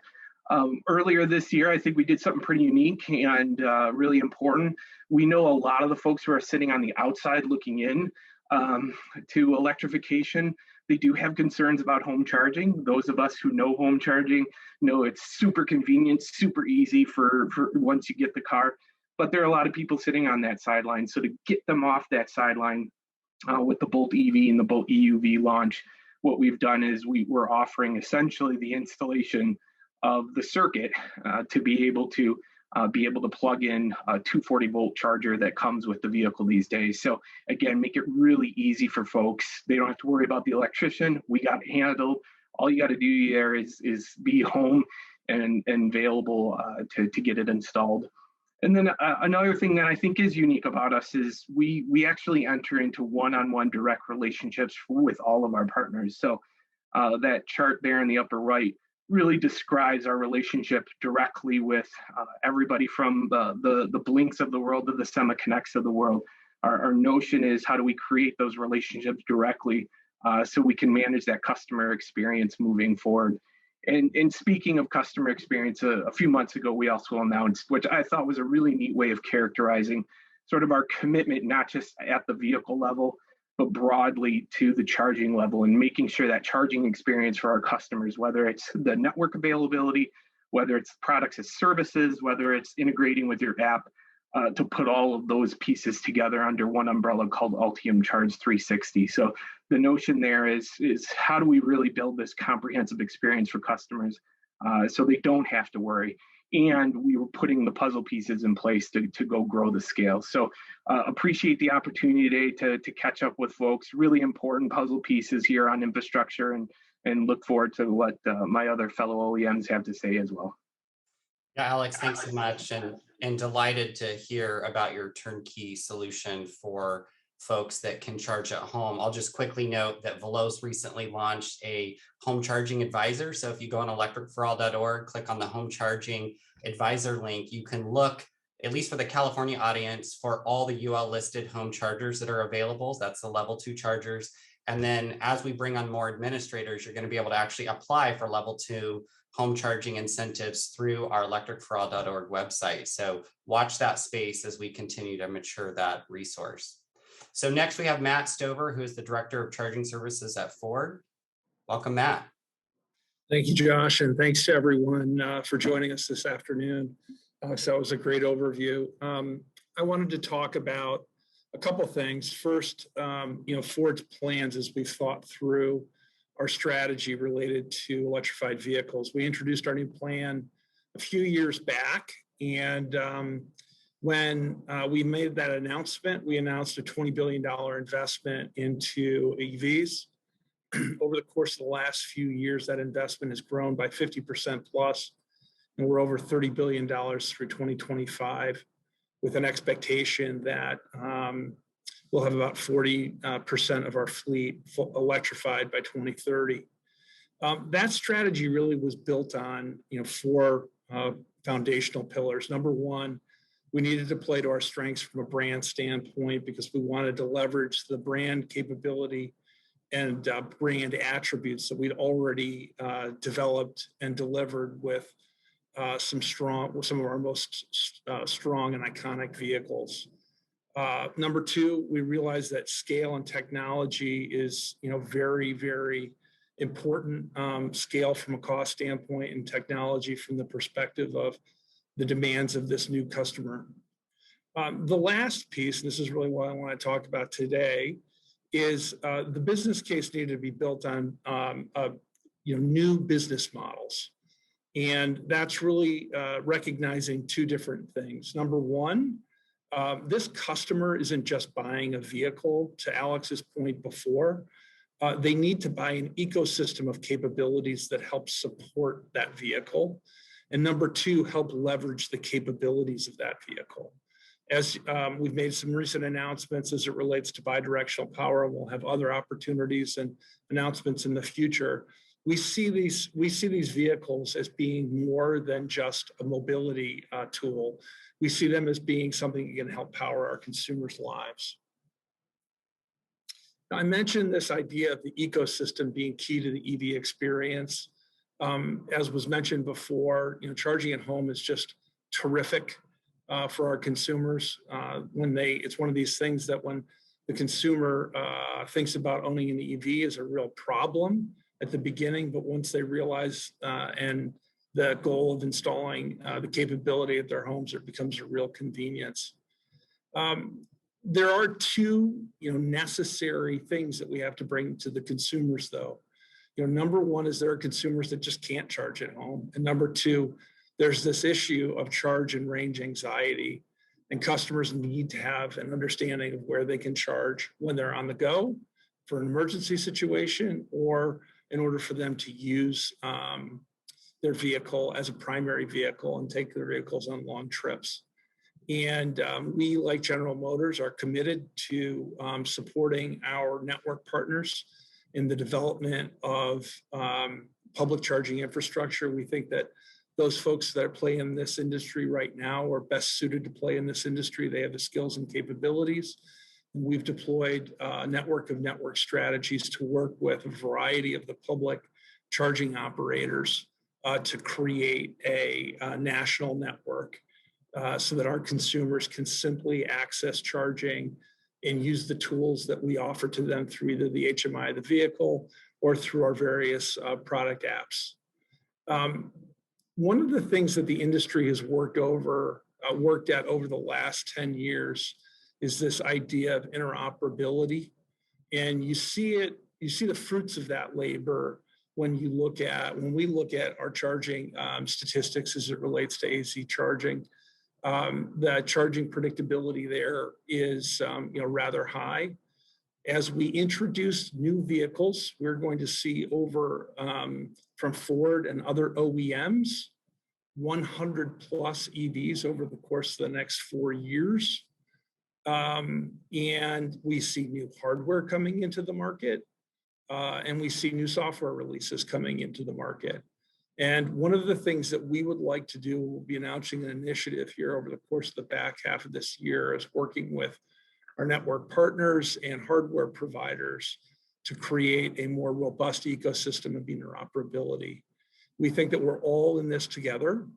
And as we think through the customer experience, you can read through Unplug Share, this experience as a collective ecosystem, needs to continue to improve, and we need to work with each other on that measure. So over the course of this back half of the year, we'll be announcing a few new initiatives, and we look forward to working with folks on this panel as well as in the market to ensure that the ecosystem is as robust and simple to use for our customers. So with that, I will pass the baton, Josh. Great. Thanks so much, Matt. Everybody's talking about that Lightning vehicle, so keep up the good work. And interoperability is a really important issue to tackle. So thank you for those remarks. Up next, we have Mike Lord, who is the Executive Engineer of Sustainability and Regulatory Affairs at Toyota. Welcome, Mike. Thank you, Josh. So I want to change gears a little bit. So Toyota, actually, I just wanted to mention Toyota is one of the few OEMs currently that is working on all aspects of vehicle electrification. So we have fuel cell, battery electric, and plug-in hybrid electric vehicles. Each have their role, and I just wanted to note that it's really not about a specific technology, but it's really about getting to our goals of carbon reduction and carbon neutrality. But today I want to talk about fuel cell. Fuel cell electric vehicles, just to note, there are about 10,000 vehicles in the market right now, 8,000 plus are Toyota Mirai. You can see a picture of that. The box there is in the top left. One of the conversations we have quite a bit is about multi-unit dwellings and charging at home. We think that battery electric and plug-in hybrids are good for that when you can do it, but for where you don't have the ability to charge at home, fuel cell electric vehicles are actually also a very good option. You cannot charge at home, which is good for people that cannot charge at home. You need public infrastructure. Also, which is nice about it is there's no change in behavior. You go to a gasoline station with a hydrogen pump and fill in 3 to 5 minutes. So I want to talk a little bit about what that means and then get into what we're doing. So on the right is a station, a new station in Newport Beach. Modern station, the newer ones are 2 or 3 times larger than the original ones, between 8 and 1,200 kilograms a day. The original ones are 2, 3, 400 at the most. And may have 2 pumps with 2 nozzles each. A station like that could fill 10 vehicles per nozzle per hour. If you think about what that means, in a 1,000 kilogram a day station, you can service actually 1,500 individual FCs over time. So there's words on here that are not showing up on the slide. I'm sorry about that. Maybe there's an issue with how you're projecting that. So the stations, like you say, are a very good option for folks that can't charge at home. And what we're doing, Toyota, actually, in all the fuel cell OEMs are providing free fuel in these initial years when the station still are expensive and fuel is expensive. We expect in the future to have parity with gasoline, but for now we're paying for fuel. And if you just do basic math, we pay up to $15,000 for fuel. The OEMs do 10,000 vehicles. So that's up to now, $150 million commitment to support the stations. We are also working with Shell with vehicle commitments on their station build-out plan, and also supporting Iwatani to help fill the gap in Southern California due to the slower than expected build-out from CEC funding. So what we really need to do going forward is we need to accelerate the station build-out. Right now, what is the drag on volume is stations. There's just not enough station capacity, both amount of fuel and numbers. And that's because this build out has been much slower than expected. We should be at 100 stations plus, and we're at 47. So that's important. Also meeting the Governor Brown's executive order of 200 stations by 2025. And then finding a way of funding stations according to the California Fuel Cell Partnership vision of 1,000 stations that cover the state. That will cover all communities in the state. So I just wanted to note that, for hydrogen, there's no need to reinvent the wheel. It's the same model for both customers and the business side. The customers know how to fill vehicles, and we know where they go and where the stations are and where they need to be. And customers are familiar with that. And just to note that this is also a way to allow gasoline station owners, which tend to be mom and pop operations, to also participate in the zero emission future. So I'll stop there, and I guess we'll pass the baton back to Josh. Great, thanks so much, Mike. I think bottom line is we need more hydrogen refueling stations, and we need them faster. And your latest Mirai is beautiful. I see it there in the backdrop of your screen. So thanks for teasing us all with that beautiful car. That's my personal one. Oh, that's your personal car. Oh, fantastic. Well, last and certainly not least, we have Jan Freeman, who is the head of Connected E-Mobility at BMW. Welcome, Jan. Thank you, Josh. Thanks for having me. Hello and welcome, everybody.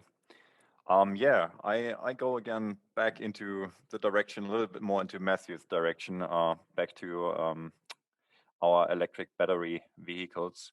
And I want to talk about infrastructure, public infrastructure, smart charging, and share a little bit of insight there from our perspective. So I think everybody can agree that a broadly available, reliable, and accessible public charging infrastructure is one of the main requirements for EV adoption.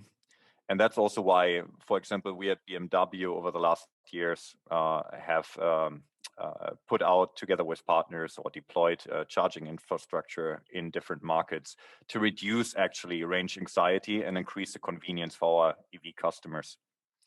In 2017, for example, I'm sure you have heard about this, is BMW invested into Ionity, which is actually a joint venture together with other partners to create a pan-European high-power charging network, which enables long-distance travel for our customers and actually has up to 400 high-power chargers.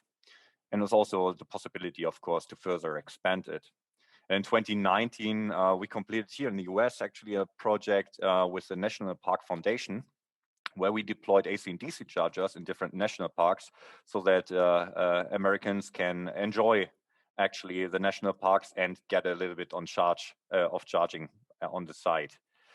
But everybody is aware that if the EV market continues to grow and the numbers go higher, it's also important to understand actually what is the impact of electric vehicles to the grid.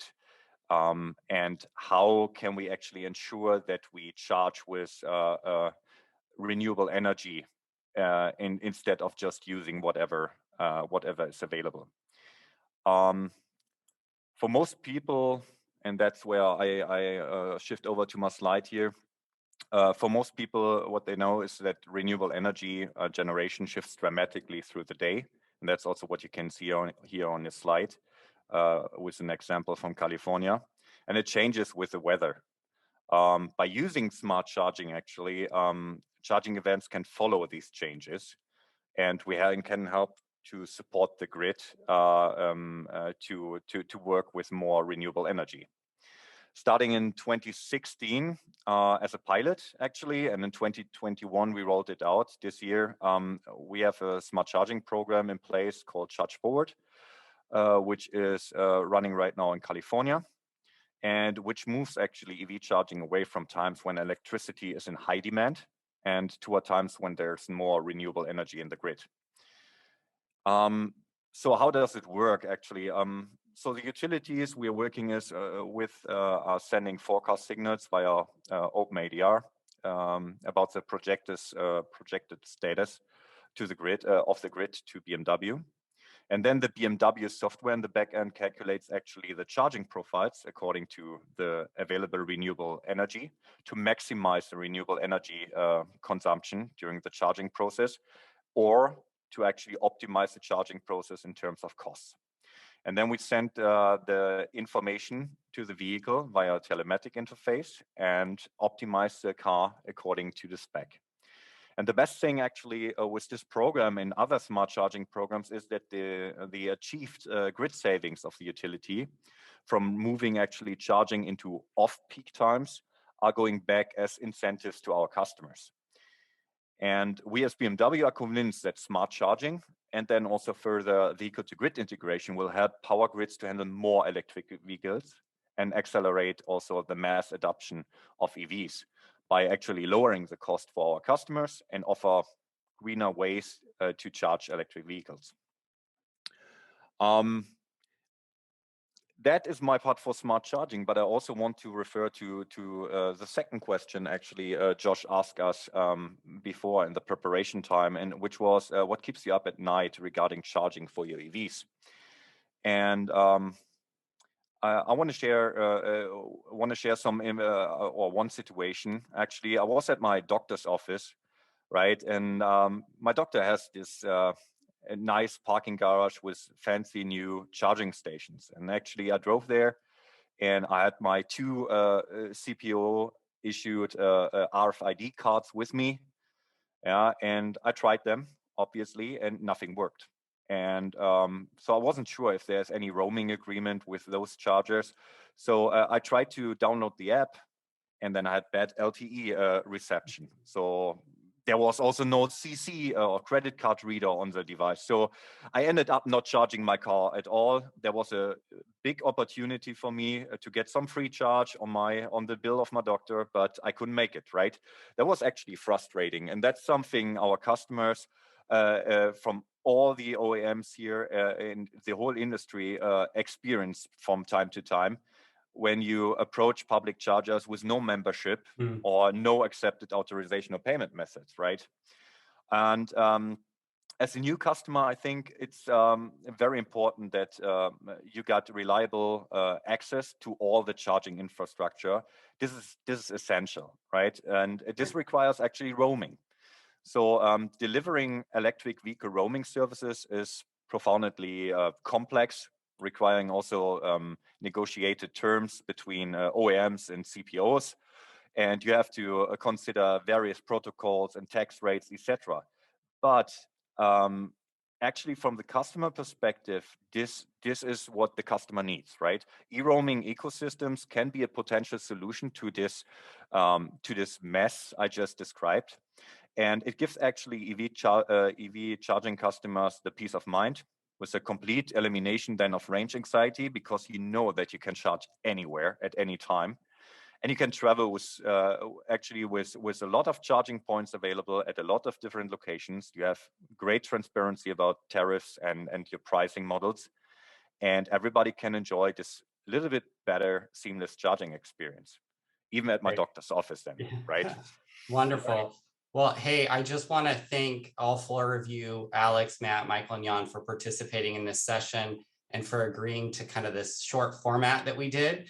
I appreciate you each picking, one topic to focus on. We barely scratched the surface, but I appreciate you highlighting your priorities on ZEV infrastructure, and we'll have another conversation again soon. So thank you so much for your time. Okay, so the next session is titled Charging Everywhere. So we're going to expand on that conversation. Charging everywhere is the goal. How will the nation's charging providers and utilities create the right kind of charging networks for the demand at work, at home, or for anywhere or anyone on the go? It is my honor to introduce this session's presenter, Giovanni Palazzo, who will also be the roundtable moderator. Giovanni is the president and CEO of Electrify America in Canada and is Veloz's board's vice chair. So welcome, Giovanni. Hello, Josh, Veloz community, and friends. Thanks for having me today. I lost the first portion of the discussion, but today I have the task and the privilege, let's say, to moderate, and I'll try to do my best with my strong Italian accent to do it. We have a nice, great panelist. You'll see the guys here. Mark, Corey, Elise, and Lori, and actually I'm going to present the panelists in 1 second. When we were thinking about, with Josh and of course the team here about this panel, we identified two main objectives, and actually they are really structuring the discussion over the last 45 and 50 minutes. As we speak, we have like a twofold approach for the discussion. On one side, trying to identify together current barriers and opportunities that we have to keep on supporting the strong growth that we see in the EV industry as we speak, which is amazing. It's clear for people like me and a lot of in this community, sharing pain of pushing electric mobility in the last 20 years. This is where actually the alignment of the planet is happening, right? So we have the industry, the hardware suppliers, the software suppliers, software companies, OEMs, and CPOs, and of course, owner operators of the network. They are ready. And frankly, and I believe that's the great news, customers are buying the cars and are using in some cases, even I say it nicely, abusing the networks, which is great, which is exactly what we want to happen. So before we start, let me quickly present the panelists, and I'm asking to Hannah if you could, upload the presentation, if it's possible. Give me a sign, because otherwise I can do it, of course, also quickly from my side. Go ahead and pull them up, Giovanni, if you have them handy. Of course I have. Just give me 1 second. So.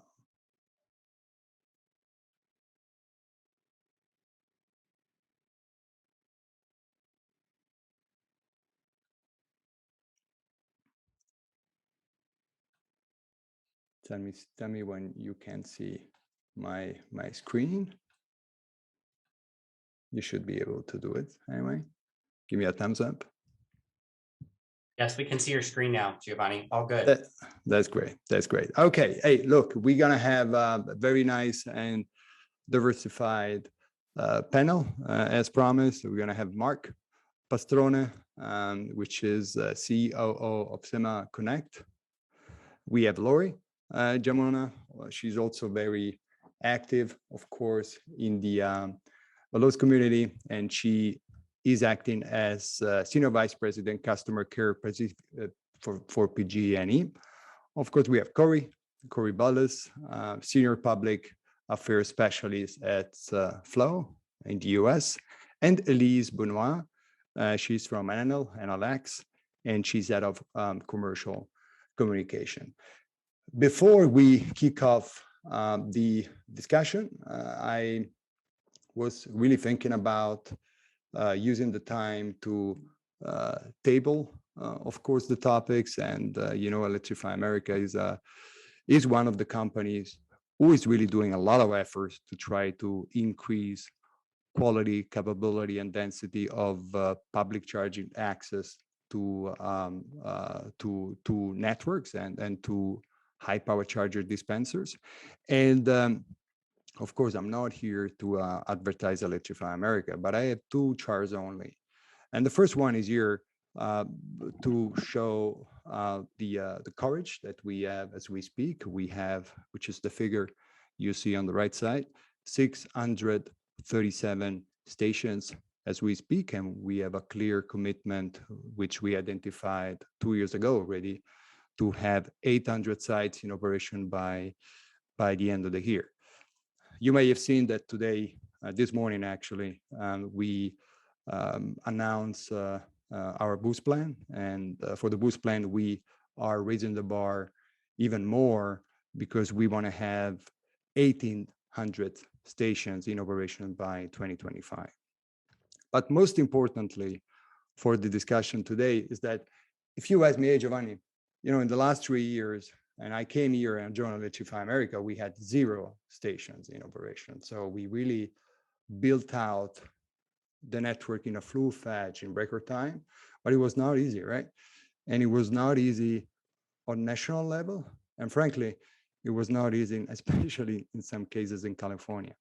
Well, actually, the good news is that this is changing, this is evolving, also thanks to the huge work of a lot of people that you see around Veloz, which is a jewel, which is really having private and public sector working together in a way which is special, and especially coming from Europe, unprecedented, to my knowledge, in the space. So we have CEC, of course, we have utilities, we have CPOs, and we have other important industry players.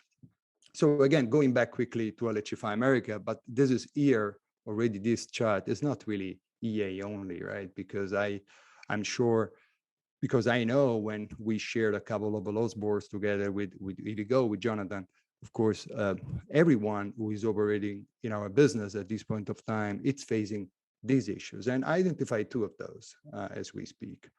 The first one, it's really permitting. Permitting, it's something that has been addressed, it's being addressed as we speak. I will talk in 1 minute about it. But I want to share at least, our figures on the permitting side. So you see on the right side, national business days needed to get a permit approved in the US. So 61 business days. So these are business days. And the figures, which is almost, reaching 80 in California. So what does it mean?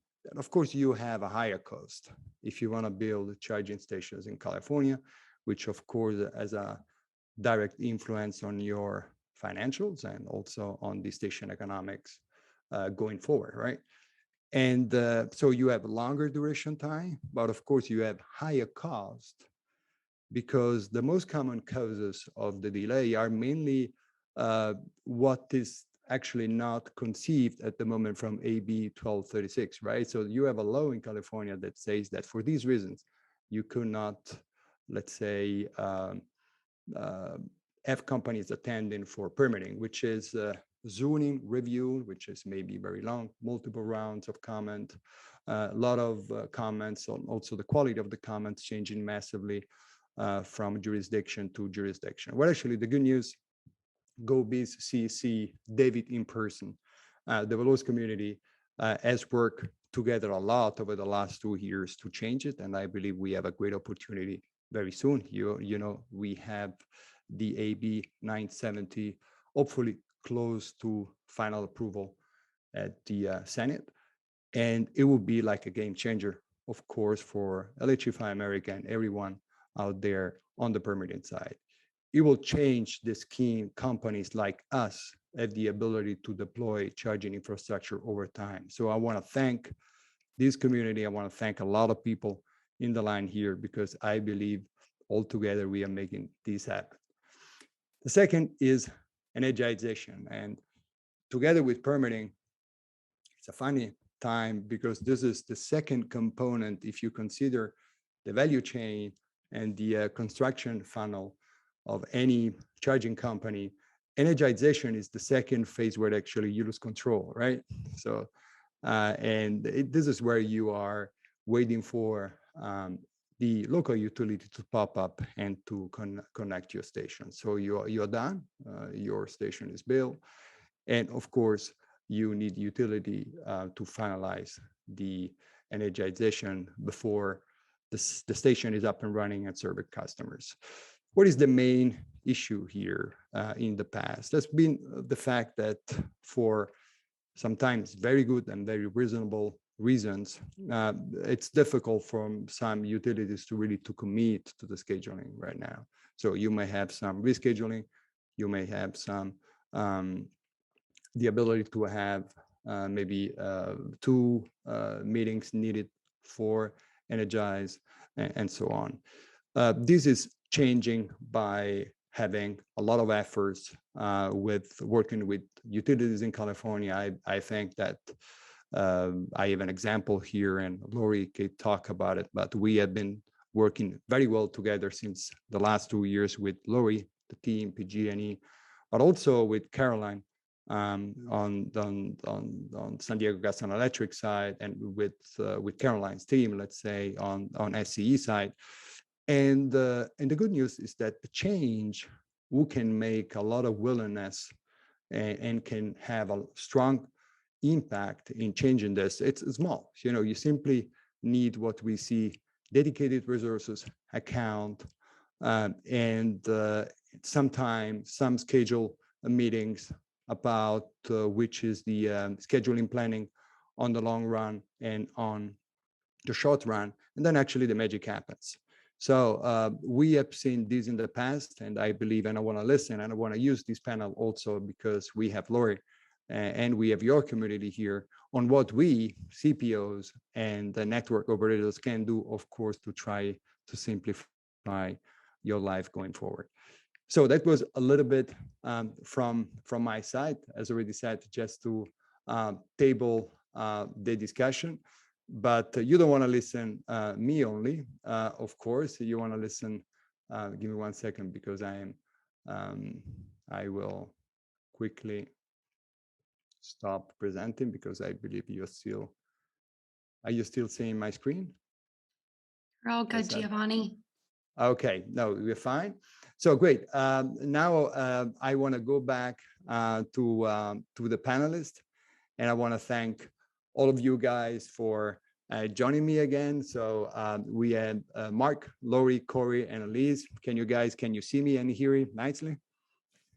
Yes, we can. Loud and clear. That's great. So I want to thank all of you for being with us once again. Thank you. And I was honored from Veloz and Josh and the team to moderate this. I want to start with Mark. Mark, you have seen, I show a little bit, the Electrify America story, but I believe you may share something very similar, very likely from your side.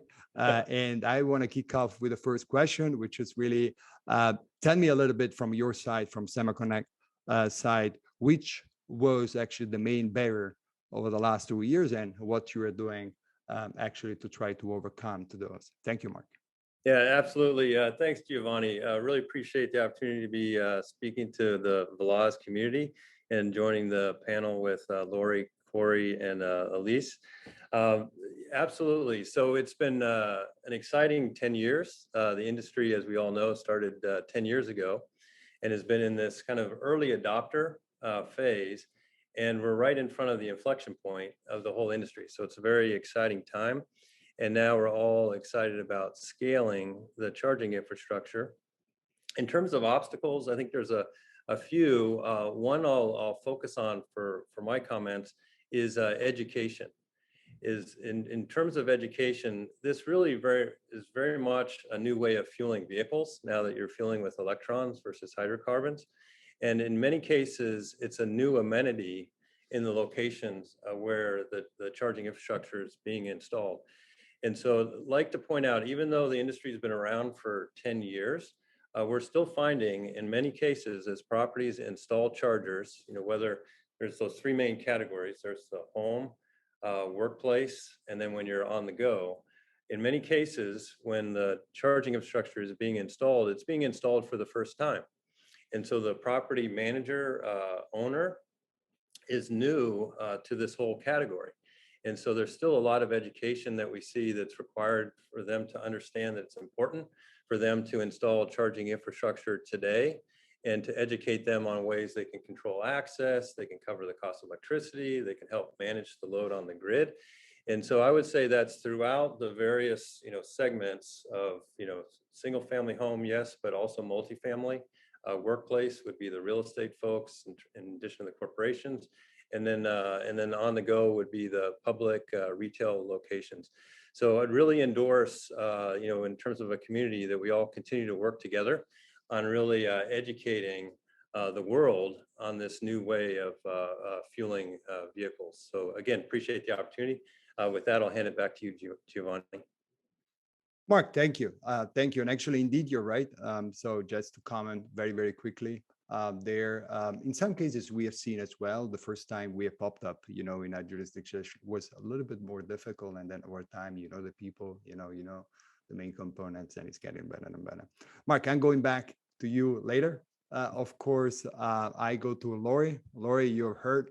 Of course, you can absolutely, based on the experience that you have, I believe your perspective is crucial, important from all of us. So still, let's stay focused on the barriers, and we want to listen from you, of course. Thank you.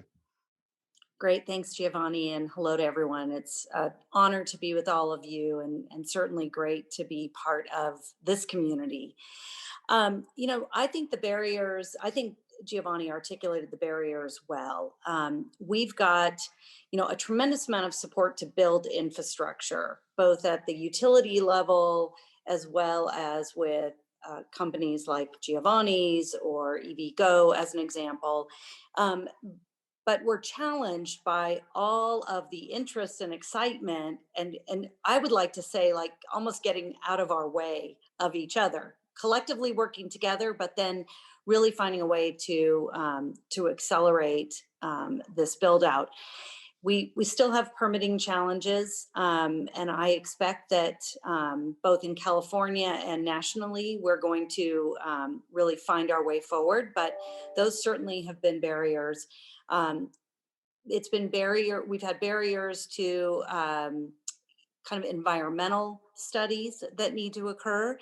So really that whole ecosystem around any other infrastructure that you'd be putting in the ground exists in this space as well.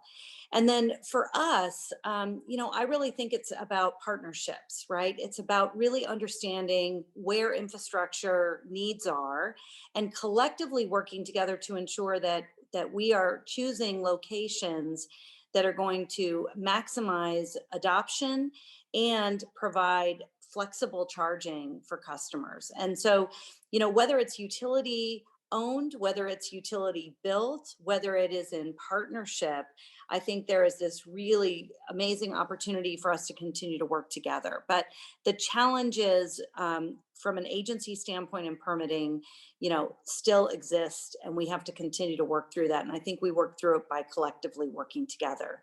From a utility standpoint, I would still say one of our challenges is ensuring that we are working in close partnership with charging infrastructure partners, because what is needed most is capacity on our grids. And so our capacity planning has a long cycle time.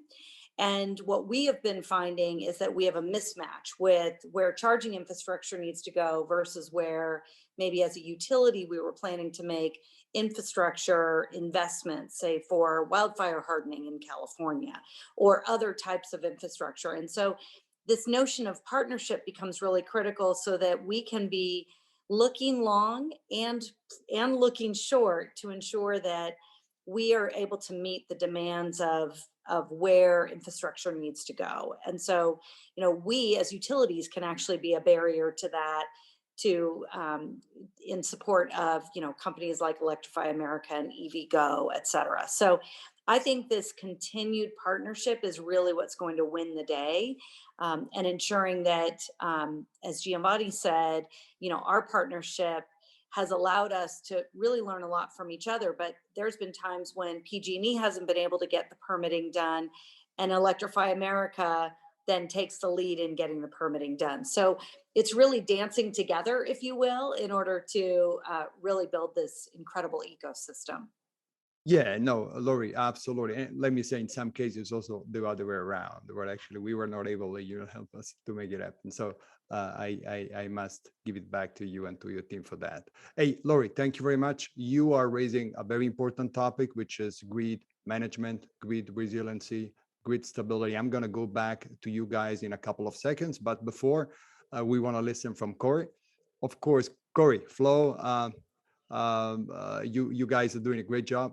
Of course, from your side, you're growing up very nicely. And I want to listen from you based on your company experience. Please, share with us your biggest headaches that you had on your side. Thanks for that, Giovanni. Absolutely happy to.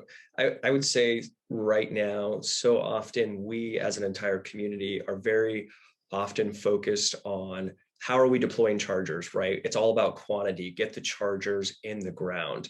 But for us at Flow, that really only represents the first half of the conversation. The second half for us is all about quality of that infrastructure, which we at Flow define as reliability. How reliable is it? How well maintained is it? And so that's in particular what I'd like to focus on, just because we don't think it gets enough attention or discussion, at least externally. We've read the reports, we've heard the anecdotes, we've seen the surveys from driver groups like Plug in America and what have you, just about there being broken chargers in the wild. They're either broken because of hardware reasons or software reasons, and we think there's enough of that popping up across the country, or really across the continent, if we're talking about North America, that it does create a consumer perception issue about the reliability of EVs, EV charging. Is this the right technology for me? Might I get stranded because a charger's not working when I need to pull up to it? So you're kind of getting this multiplier effect of range anxiety. Do the chargers exist? But now we've got charger anxiety following up on it, which is, okay, I found my charger, but is it working when I drive up to it?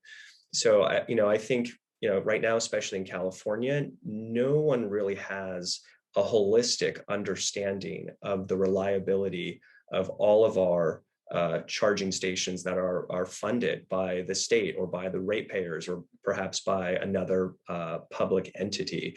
So I think there's certainly more work to be done to understanding the overall health of our network, writ large for everyone. But also understanding, are there differences in reliability between regions, between communities, between networks? Because certainly no one should be suffering from a disproportionate level of access to reliable charging stations as well. So that's a much broader community issue that I certainly want to point out, which is not just first understanding what is the overall health or quality or reliability of our network, but then what can we do to improve that, so that way consumers don't feel like chargers or EVs aren't the right technology for them. How do we create a positive consumer experience? And then ultimately, from the state's perspective or from the ratepayer's perspective, ensuring high reliability translates into a return on investment. Broken chargers are not providing value to the state for the dollars that they're putting up, and they're certainly not providing a public benefit to consumers.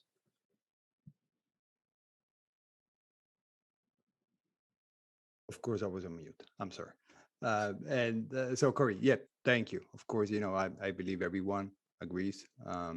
Reliability, it's really the main topic at the end of the day. Without it, the magic does not happen, and we do not instill that confidence for customers to use and to buy EVs. So it's really a component. I believe that's a great segue to Elise as well. Elise is from NLX. Enel is one of the biggest utilities worldwide. Of course, as an Italian, I know it very well. But I believe the growth of Enel over the last 20 years has been simply impressive. So Elise, happy to guesting and to join us today. Let's go back to the original question. So what is really what are the main barriers for you guys to deploy your hardware and your charging activities? Yeah, I think just like everybody else on the panel, I've heard a lot so far of the barriers that we experience. So I've heard permitting, the length it takes to permit stations. We deal with that too. I've heard from Mark, education, and I would like to spend a little bit more time on this. That's also a barrier that we see across customer Absolutely. Cooperation coming from, like the utility perspective, and then availability and reliability. So what it boils down to for us, which especially on the consumer side, what we see a lot is, I would say, sort of like misunderstanding about what EV charging infrastructure is and how it's being used. So the summit is about charging everywhere. I think a lot of what we see is people don't always understand how. And as a community, we need to do a better job at explaining how EV charging stations are charged, not where, but how. I think there is the industry in that, and we see that on a daily basis, sort of suffers from this narrative that needs to be changed a little bit, where we compare ourselves, or we're compared as EV charging infrastructure provider to the way traditional gas stations work. And I think we need to do a better job, and customers, both the consumers that drive EVs and the people like businesses that might be interested in installing charging stations on their properties, need to understand how EV charging actually happens.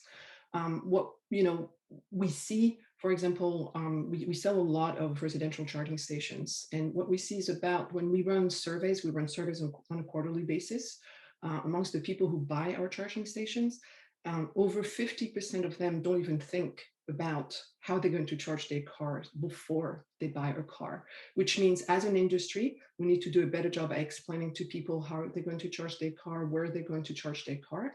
The other thing that we see from these surveys is we see about 60% of the people, and these are people who have already purchased cars and already purchased EV charging stations, say that they didn't really understand, they didn't get good information from, for example, from dealers when they buy cars. So I think we need to spend more time explaining to people that most residential customers are going to charge at home, for example. We need to explain why it's important to then install a level 2 charging station. What is the difference with the level 2 with the level 1? We have a lot on our website. We have blogs, for example, that are visited very often. One of the most visited blog is about how long does it take to charge a car, which essentially links to the narrative that EVs are charged just like gas cars, which they're not. We all know that when you drive an EV, you usually don't wait till your battery is completely depleted, and then you're not frantically looking for a gas station. And that's the narrative that we hear a lot around EV infrastructure.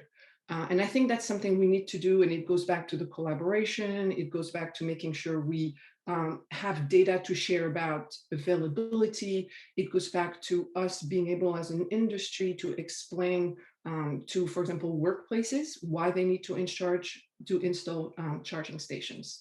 So I would say the education piece is a big barrier, because we have to fight that narrative, and we have to be able to explain to people that you charge wherever you park, and then you don't wait till your battery is empty. So you're not like frantically looking for charging stations all the time. That's not the EV experience. And I think we need to change that narrative and explain that actually EV charging is much easier than fueling a car. You just do it most of the time, either when your car is parked while you're shopping, or you're dropping your kids off at work, or you exercising at the gym, or you're working. So I think that narrative is very important. And the other thing that somebody picked up upon that I would like also to expand a little bit about is training in general. For what we are finding is access to trained labor force to maintain and install charging stations. I think that's another area where we really, really would benefit as a country to have a lot more training for workforce that can install EV charging stations. And that ties also, there were earlier conversation about equity and making sure that everybody is part of the EV movement and can support EV charging development, infrastructure development. Elise, thank you.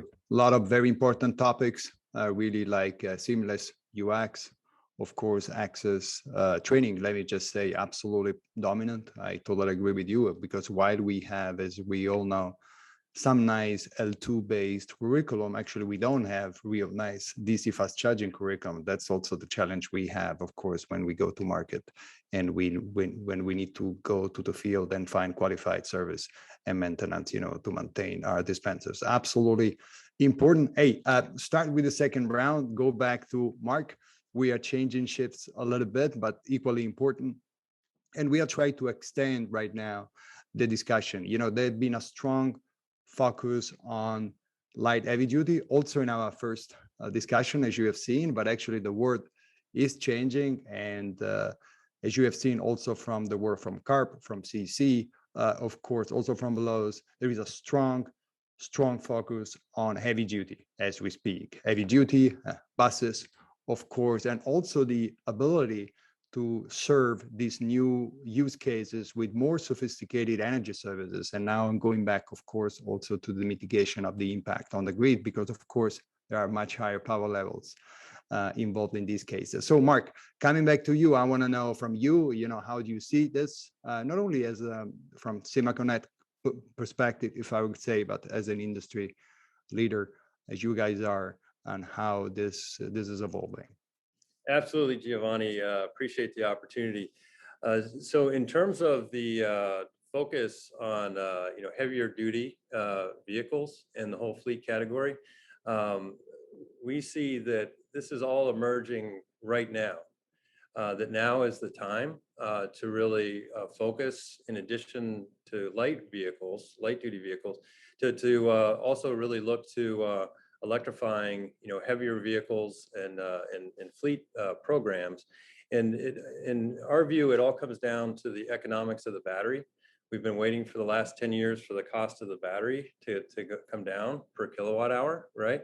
When we started this industry back in 2011, I think it was about $1,000 per kilowatt hour was the price point of the battery. we're now approaching $100 a kilowatt hour. And so that's just tremendous. And so that's very exciting. And so that's going to really enable these heavier vehicles, these fleet programs, because what's key for the heavier vehicles and the fleet programs is economics. It's all about, the cost of the fuel, which now is electricity, and it's the maintenance costs, right? Which, as we're all very familiar, thankfully, electric vehicles are very, very simple, very, very easy to maintain, just a few parts. And so we really see that this whole category is taking off, which is just fantastic. And in terms of more sophisticated energy management programs, we would also say the time is now to really focus on load management programs, on sophisticated V1G, look at V2G down the road. Lori with Pacific Gas and Electric, you folks have been an absolute leader in this space with your demand response programs. And so we very much endorse, encouraging folks that are installing EV infrastructure to install EV infrastructure that's networked or smart, so it can tie in to load management programs, and that also integrates well with other platforms like Pacific Gas and Electric's demand response, platform through that ADR 2.0B protocol. And we see in doing that, it really will smooth the impact as we're going to get more and more demand on the grid, particularly as bigger batteries start tapping from the grid with these greater vehicles. So we see the time is absolutely now, and it's very exciting what's in front of us, across the board, light, medium, and heavy duty. So with that, I'll hand it back to you, Giovanni. But actually, you had a fantastic segue to Lori. So Lori, please go on. Yeah. Great. Thanks, Mark. So at PG&E, we're not waiting. We have a $230 million infrastructure program that we've launched, and customers are subscribing to it, really to support this medium and light duty, or medium duty, actually, infrastructure. Today, we've got 24 customers to electrify 255 vehicles. We've got a pipeline for 1,100 that we're really focused on. But that said, I still think this is a segment that is not as mature as the light duty vehicles. And so, we want to build it and we want to educate, but we know that this is a segment that is going to continue to mature. We're excited about it. Right now, the growth we see in PG&E's service territory and predominantly throughout California is on the school bus side. So, it's a great opportunity, especially in light of the pandemic, to get as many of these buses electrified. But we are ready to really help support customers. And Mark, I loved how you articulated kind of the demand response. It takes kind of electric charging to a whole nother level, right? So when we really talk about vehicle to grid and how do we really start to look at this in a broader ecosystem, there's huge potential to support the grid and really to support this growth for customers. Lori, thank you. And Corey, coming to you just to understand how you guys are managing the transition and when do you see heavy duty kicking in widely, and to be addressed from Flow and from the industry?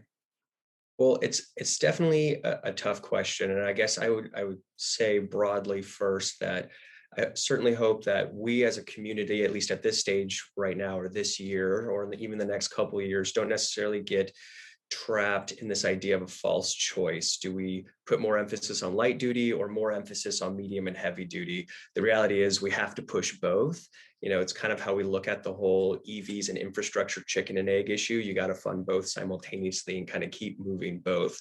I would say, in the California context specifically, if we're going to get pinned down on answers on when do we start seeing a greater shift, I certainly don't think we, as a community in California, should be letting our foot off the hopefully soon to be extinct gas pedal on light duty infrastructure funding until we're at least hitting our public infrastructure goals. So we have our 2025 goal of 250,000 stations, and then there's 200 hydrogen stations. But we know the Energy Commission has calculated much higher numbers than that for 2030 and 2035.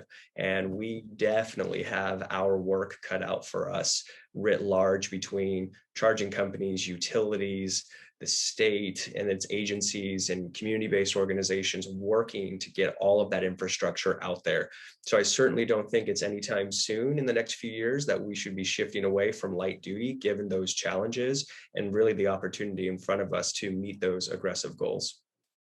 Corey, thank you very much. I understand from Josh that is making me very bad signs, let's say below the radar, but I understand we need to speed up. So I suggest, of course, Elise, please be so kind to close up from our side, and then, we give it back to Josh. I'll try to be very, very brief. I think it was Mark saying we need to do all of the above. So at NLX, we do all of the above. All of our charging stations, whether they're commercial, L2, L3, are all smart charging stations. And we work with already like 30, 40 utilities across the US on smart charging programs. So classic, demand response, but using aggregated load from chargers. Specifically, it's very important on the residential side, but on, school bus and public transportation electrification, we also work with public transportation systems. We have for example, some public school buses and the Massachusetts Bay transportation system where we are offering actually the whole thing. We're offering essentially electrification as a service. So we have the buses, we have the chargers, we have the financing, and we have the energy services that come with it. And I think that's what we're seeing as a trend.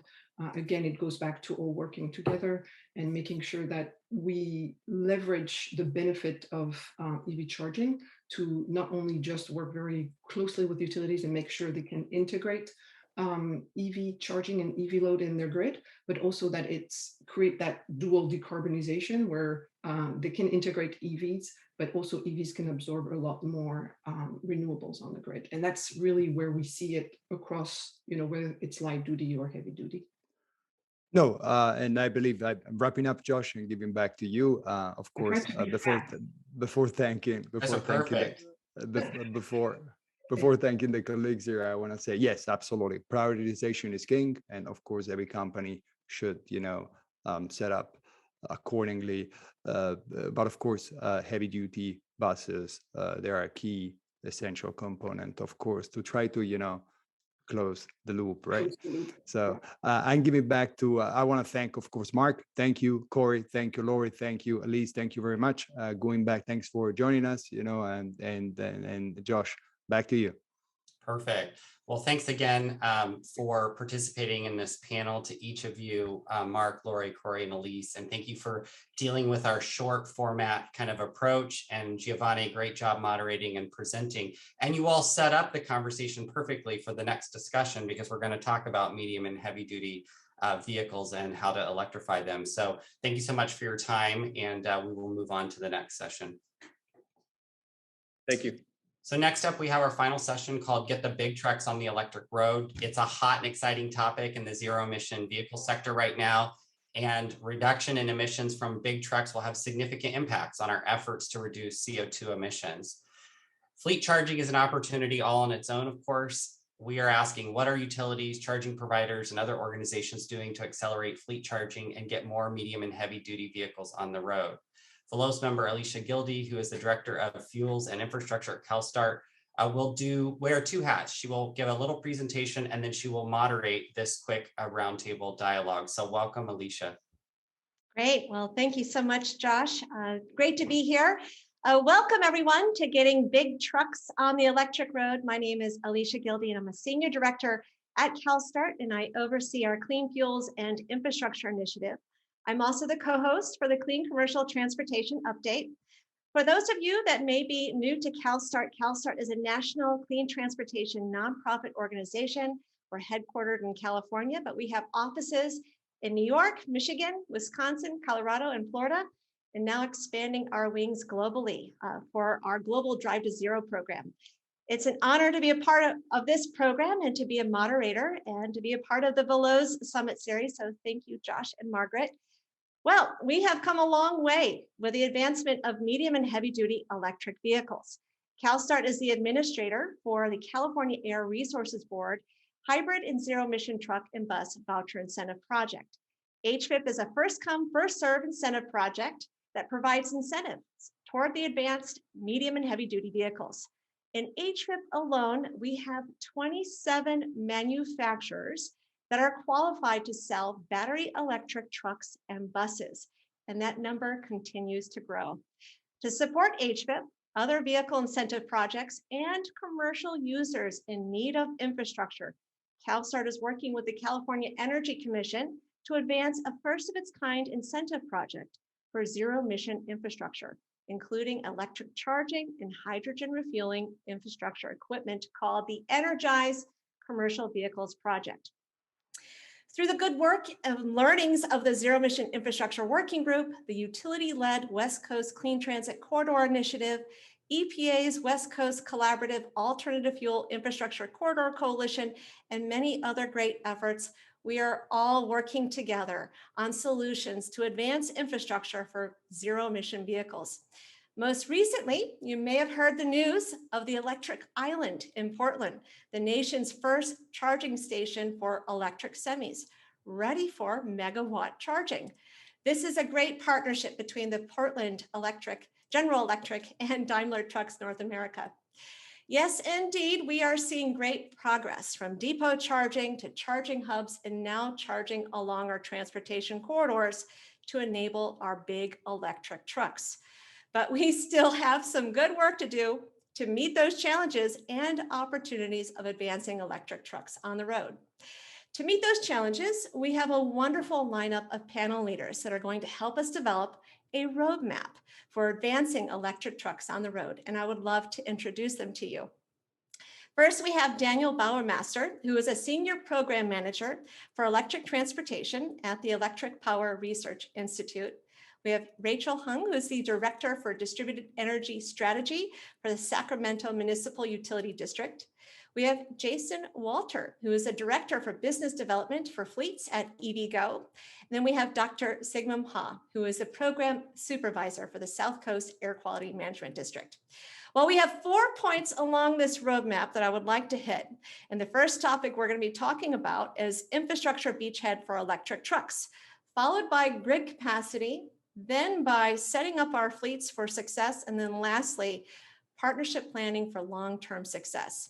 But to get us started, what I'd like to do is invite my good friend and partner, Jason Walter, who is the Director for Business Development for Fleets at EVgo, to help us with the infrastructure beachhead for electric trucks.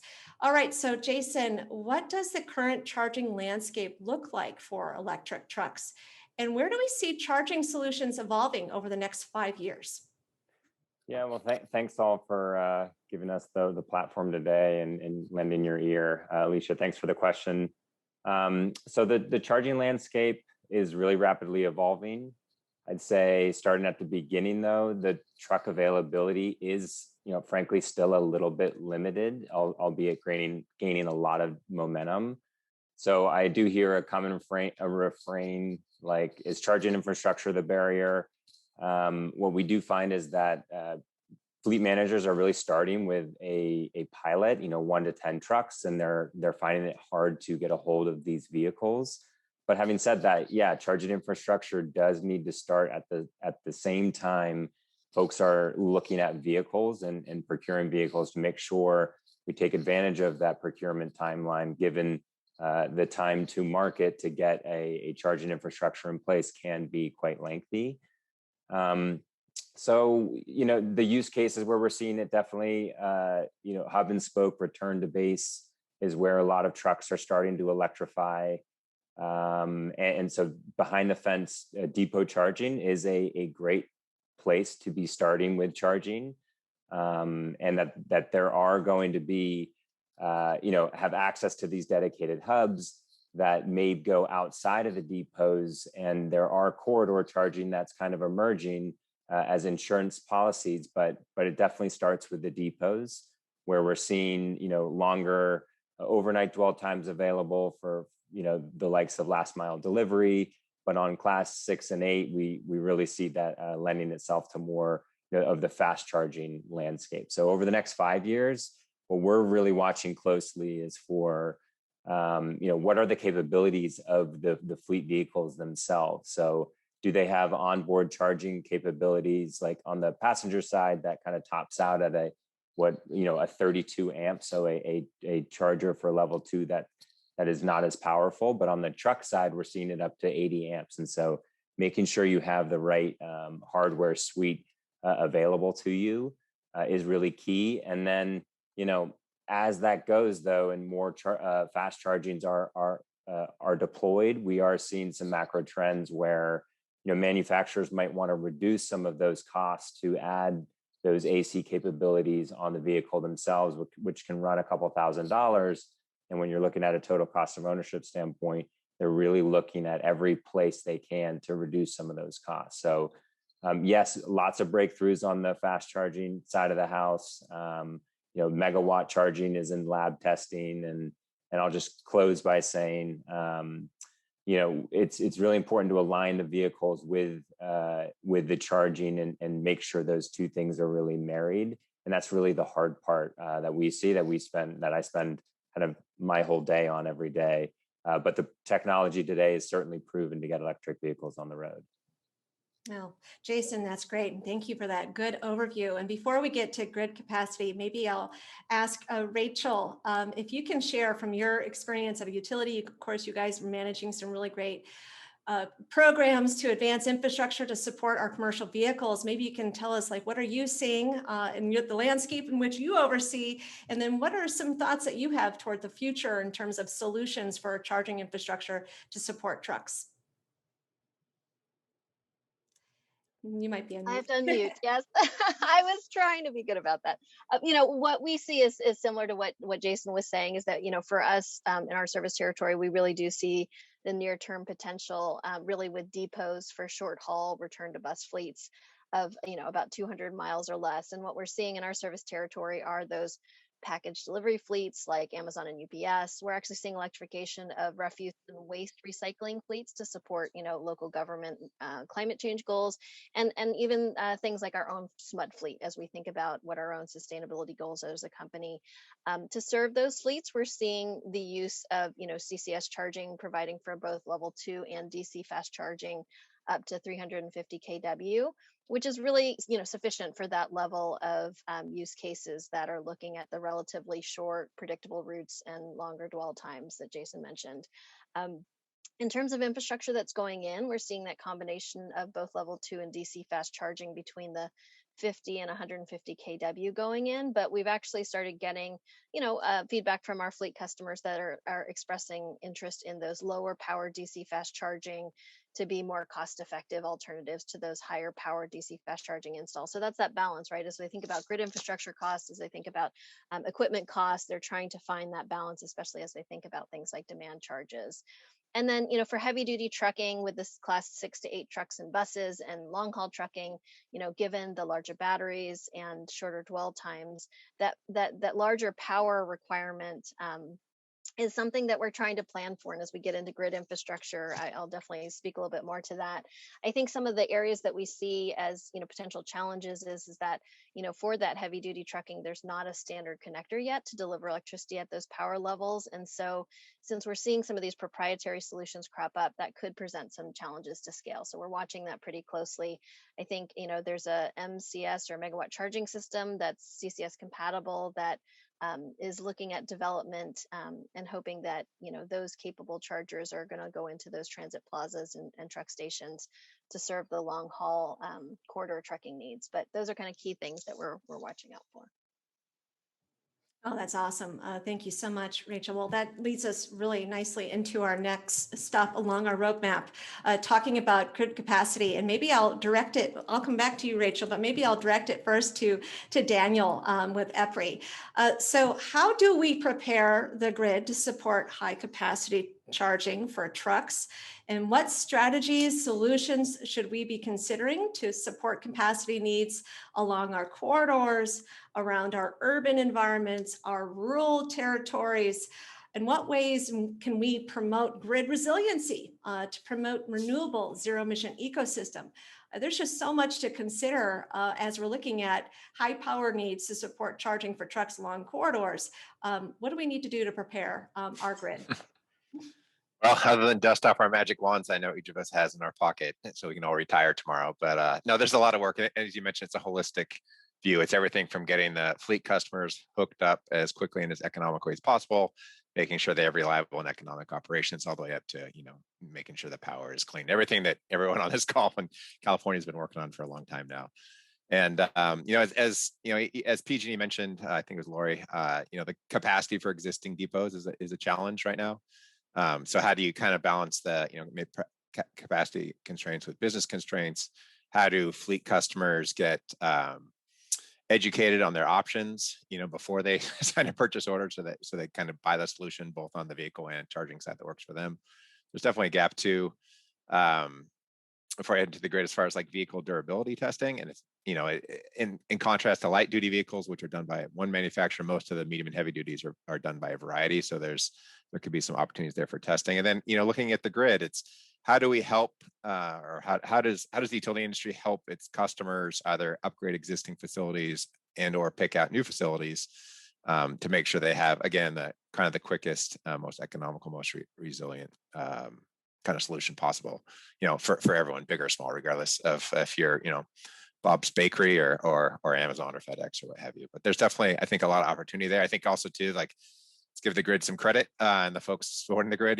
People don't talk about a Walmart bringing the grid down, or 7-Eleven bringing the grid down, or even a cruise ship bringing the grid down. And those are all, big high power levels. So this isn't new in some aspects from the utility side, but some of the customer behavior, or not customer behavior, but customer kind of use cases are new. And Electri America mentioned earlier, there's some opportunity kind of on the service planning side, on education and outreach, and how quickly that whole utility side gets done. It's less about how much power can the grid support and how reliably, although there are challenges here and there. It's more about, okay, at what cost and how much time does this will these kilowatt and megawatts appear?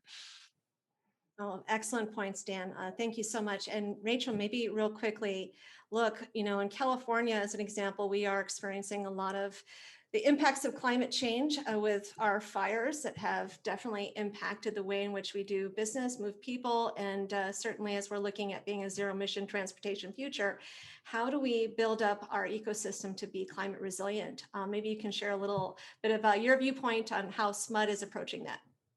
Sure. I think, planning is really, really key for us. And actually, we proposed or we're undertaking a 20-year roadmap planning exercise from a medium and heavy duty zero emission vehicle. So not just electrification, but looking at hydrogen as well, because we recognize that we have to sort of think ahead, right? If there needs to be a substation upgrade, or if we need to put in infrastructure, it's not a snap your fingers and it gets done quickly. So we really need to be deliberate as we think about how we put in infrastructure and what we need to do to optimize the investment, and as well, make sure that we're doing it in a way that can encourage as much utilization of renewable energy as we can, especially given SMUD having our zero emissions by 2030 carbon goal that we recently announced and delivered an implementation plan.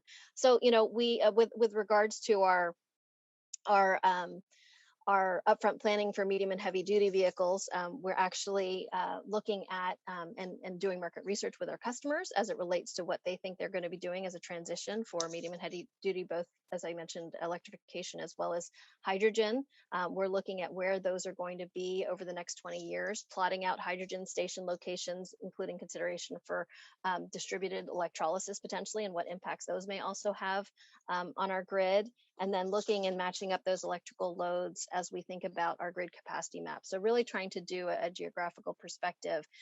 We actually applied and won a CEC planning grant for this. And we're actually partnering also with the city of West Sacramento from a regional approach, especially given West Sacramento has a port there too. So as we think about the utilization of medium and heavy duty vehicles, we really need to take that holistic approach and believe that planning is really, really key for us. Yeah, Rachel, that is incredible and great work, and congratulations on that grant. You guys are doing great things, and thanks for sharing your learnings. And planning is key, and we're going to get to that. But along our roadmap, our next stop, looking at setting fleets up for success. And I know all of you could probably hit on this one, but I might start with Dr. Segmam Ha with South Coast Air Quality Management District. How can industry and government best support our fleets and truck users to make that zero-emission truck transition? What are the infrastructure barriers that need to be addressed? What are some of the tools that we can be providing to help enable them to be successful? And how are we going to support that business case? Okay, this will be a really great question, and then it's really important to discuss together. So I just would like to start with one simple fact that in South Coast Air Basin, about 80% of emissions come from on-road and off-road mobile sources, and heavy-duty trucks take a large portion of emissions. So therefore, zero-emission truck transition is one of our critical goals. I would like to provide one example of our demonstration project, which is Veloz Light project, is one good example how government and industry are working together to successfully introduce zero-emission battery electric trucks and equipment into the market at scale. Veloz Light project is a collaboration of public and private stakeholders between the South Coast Air Quality AQMD and Volvo Trucks and 12 other organizations that have expertise, capital, and commitment to propel the battery electric freight movement beyond demonstration phase into widespread reality. In this project, Volvo definitely provide the state-of-the-art battery electric heavy-duty trucks, and AQMD is the assemble this project team as well as leading the grant application efforts and leading the technology implementation plan. And NFI and DHE are the demonstrating the fleets are the demonstrating the trucks and provide the operation data and their feedbacks as well. And TEC offer fleets the ability to lease the battery electric trucks in this project, and Greenlots providing the charging infrastructure as well as operational softwares to balance the needs of the vehicle, facility, and utility grid. The port is providing infrastructure planning support to help encourage early adoption of battery electric technology at ports. And as a CE, Southern California, the Edison is developing a green impact assessment and the strategy to ensure CE can provide reliable and cost-effective power to commercial fleet operators. And some other universities, including Rehonda College and San Bernardino Valley College, promote the region's workforce development. So this the workforce development is critical to sustain this project long after the initial truck have hit the road. The demonstration has started from the end of 2019, and over the 3 years entire project period, this project will demonstrate the ability for heavy-duty battery electric trucks and equipment to reliably move freight between the cities, two major ports and warehouses in Inland Empire throughout the region with less noise and zero emission. So as we all know, the zero emission truck transition requires the vehicle that performs comparable with conventional diesel trucks, but also charging infrastructure is another critical factors. So from our recent demonstration projects, we have learned some barriers for charging infrastructures. So one of the key barrier is still the cost and funding. But since the profit model for charging infrastructure doesn't exist yet, the infrastructure still needs additional funding source. And the supply chain for the charging infrastructure equipment needs to be at scale. Although charging infrastructure supply chain is taking the benefit from passenger car sector, but due to the much higher charging capacity for heavy-duty trucks, it requires a large market for further cost down. The labor workforce training is another issue and barrier. The supply chain and utilities are accumulating their experience under this demonstration project, other the pilot projects, so they will be more experienced very quickly. And the lead time, it takes some time for utility to respond and they put the necessary power in place and the permitting and these really depends on the sites.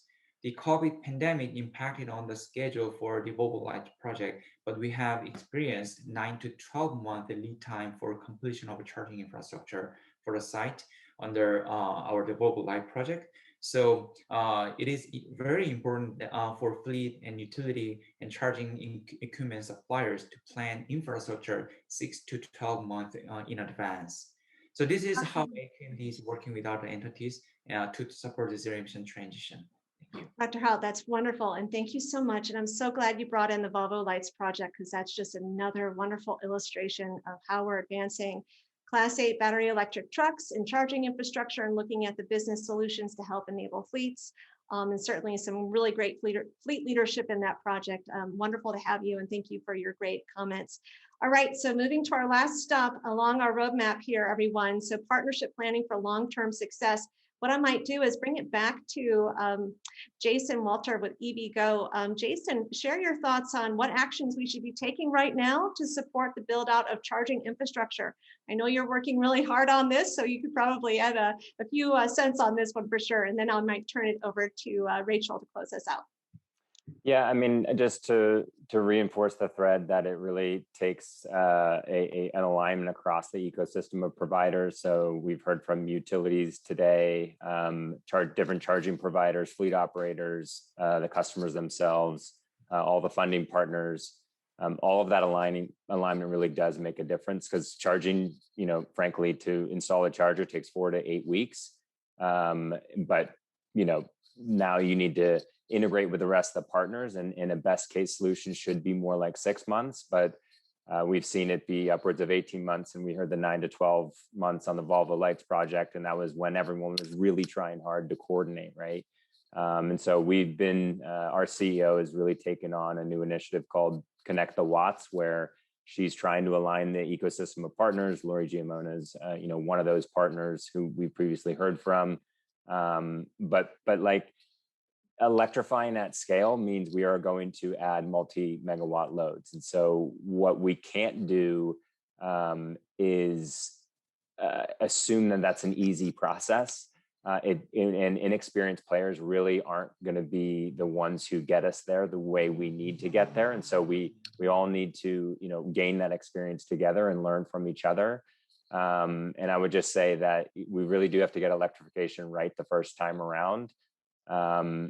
Amongst all the different partners. And so we need the people who are taking the first leap and pioneering going electric to be the beacon of what we should do, not what we shouldn't do. So, our planet, my children, your children really require that. So that's what I'll leave with. Jason, that's wonderful. Thank you so much. All right, Rachel, you want to close this out? We have 1 minute. Sure. I will quickly sort of tap on to, comments that Jason made. One, to the point of, when, as he was talking, it was like whole ecosystem, whole village, everybody needs to play. I think one thing that we're trying to do is, how much can we also coordinate at a regional level with different entities? Within Sacramento, we've got ourselves, our air quality management district, our regional transit, and our Sacramento Area Council of Governments. We meet on a monthly basis to try to take more of a regional approach, and hopefully that creates sort of some foundation of that unified and aligned ecosystem at a regional level. The other thing is that education piece, which is, okay, people are trying to think about, normally they just think about the vehicle, right? So now they have to think about the vehicle and the fueling impacts their load, and how do they think about that? So really providing those services, the advisory services, is really critical, and that's something that we're working to do in order to encourage that as well. Oh, wonderful. Well, thank you so much, Rachel. Thank you, Daniel. Thank you, Jason. Thank you, Dr. Ha. This has been a wonderful panel discussion. Thank you for developing the roadmap to advancing electric trucks along our road. And I'll turn it back over to Josh. Perfect. Yeah, thank you, Alicia, for your energy and for all of your meaningful work on medium duty and heavy duty electrification, and for moderating this discussion. And as Alicia said, thank you to Rachel, Dr. Hall, Jason, and Dan for participating in this roundtable and sharing your expertise. So it's now my pleasure to warmly introduce Gia Vason, who is the Assistant Deputy Director for Zero Emission Vehicle Infrastructure at the California Governor's Office of Business and Economic Development, to provide closing remarks for today's summit. So welcome, Gia. I love your background. California poppies, right. Thank you. Actually, that's a perfect segue. Thank you. I was going to start with my background, and I chose this field of California poppies just to remind us of what this is all for, right? It's for our environment, it's for our health, it's for our children. And so I'm delighted to be here today to offer some closing thoughts after a really great morning. And as I reflect on our morning, I heard a lot about our progress and the many solutions that it's taken to get us here. And there's so much happening. And this is really, really exciting. And we've made incredible progress. You know, at the highest level, the main question is no longer what's a ZEV. Of course, we have more to do there, but this isn't the key question anymore. It's not about vehicle experience, right? These cars are incredible, and they're certainly comparable, or in my opinion, an even better experience than their internal combustion counterparts. And it seems like others agree. ZEVs were 9% of California's market share in Q1 this year, and we're looking forward to seeing Q2. And ZEVs were also California's #1 export in 2020. And there are new businesses emerging and others expanding in the state every day. So there are many opportunities for job growth and workforce development and economics, which I won't get into today during our limited time, but that's a whole other session. Also, private investment continues to grow. We're starting to get a line of sight on government funding not being needed in the same way as it is today. And that's a really positive sign. So there's a lot to be optimistic about. And also, what got us here won't get us there. So we have much more to do and many challenges that remain. Some things that we heard today: infrastructure availability and reliability is a big one, permitting timelines, cost, equitable accessibility, interoperability, right? These are just naming a few. But taking a step back, the big picture challenge today to me is, how do we scale this market so that it can work for all drivers? And we can overcome these challenges. And the question is how? So I'm going to touch on 3 key elements that I think are very important and really came through today in what I heard from our panelists. So first is the strategy, right? As with anything complex, you need a plan. So Governor Newsom's ZEV executive order directed GoBiz to lead development of a market development strategy, which we did in close collaboration with many agencies and many external stakeholder partners, probably many of whom are on the line today. And it was released at the beginning of this year. And its purpose is really to provide clarity and transparency on where we are, who's doing what. This also helps to daylight where there are gaps in places we need to put more focus. It's about organizing agency actions and also our work with stakeholder partners, and to set kind of a high level of focus area or areas that really enables us to all see our place in ZEV market development. And foundational to this strategy is collective problem solving. It's all about partnership and collaboration. And this has been happening, right? This is a theme from today. And the ZEV strategy is just really intended to help us do even better there. The second is money. So zero emission transportation has been a funding priority in California for many years. And last night, as has been mentioned already, Governor Newsom signed the unprecedented California Comeback Plan, which includes big ZEV investments, $2.7 billion in 2021-22, and a total of $3.9 billion over 3 years. So this budget actually better couples investments in vehicles and infrastructure. And it's something that I heard just a moment ago, Jason say from EVgo, right, that this is been a challenge, and the state's been making investments in both, right? But it's been somewhat disconnected or misaligned, which has made it quite difficult for those trying to access funds. So also the ZEV strategy is intended to try to help create better alignment too.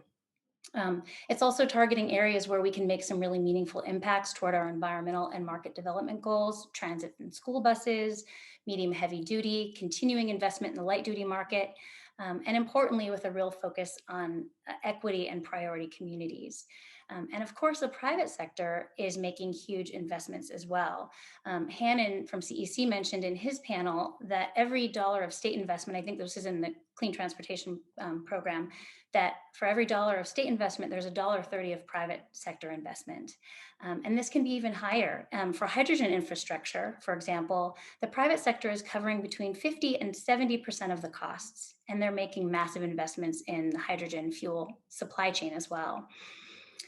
But the strategy and the money are the easy part, right? What I'm getting at is that it's this third piece that is the key to our ultimate success, and that's implementation.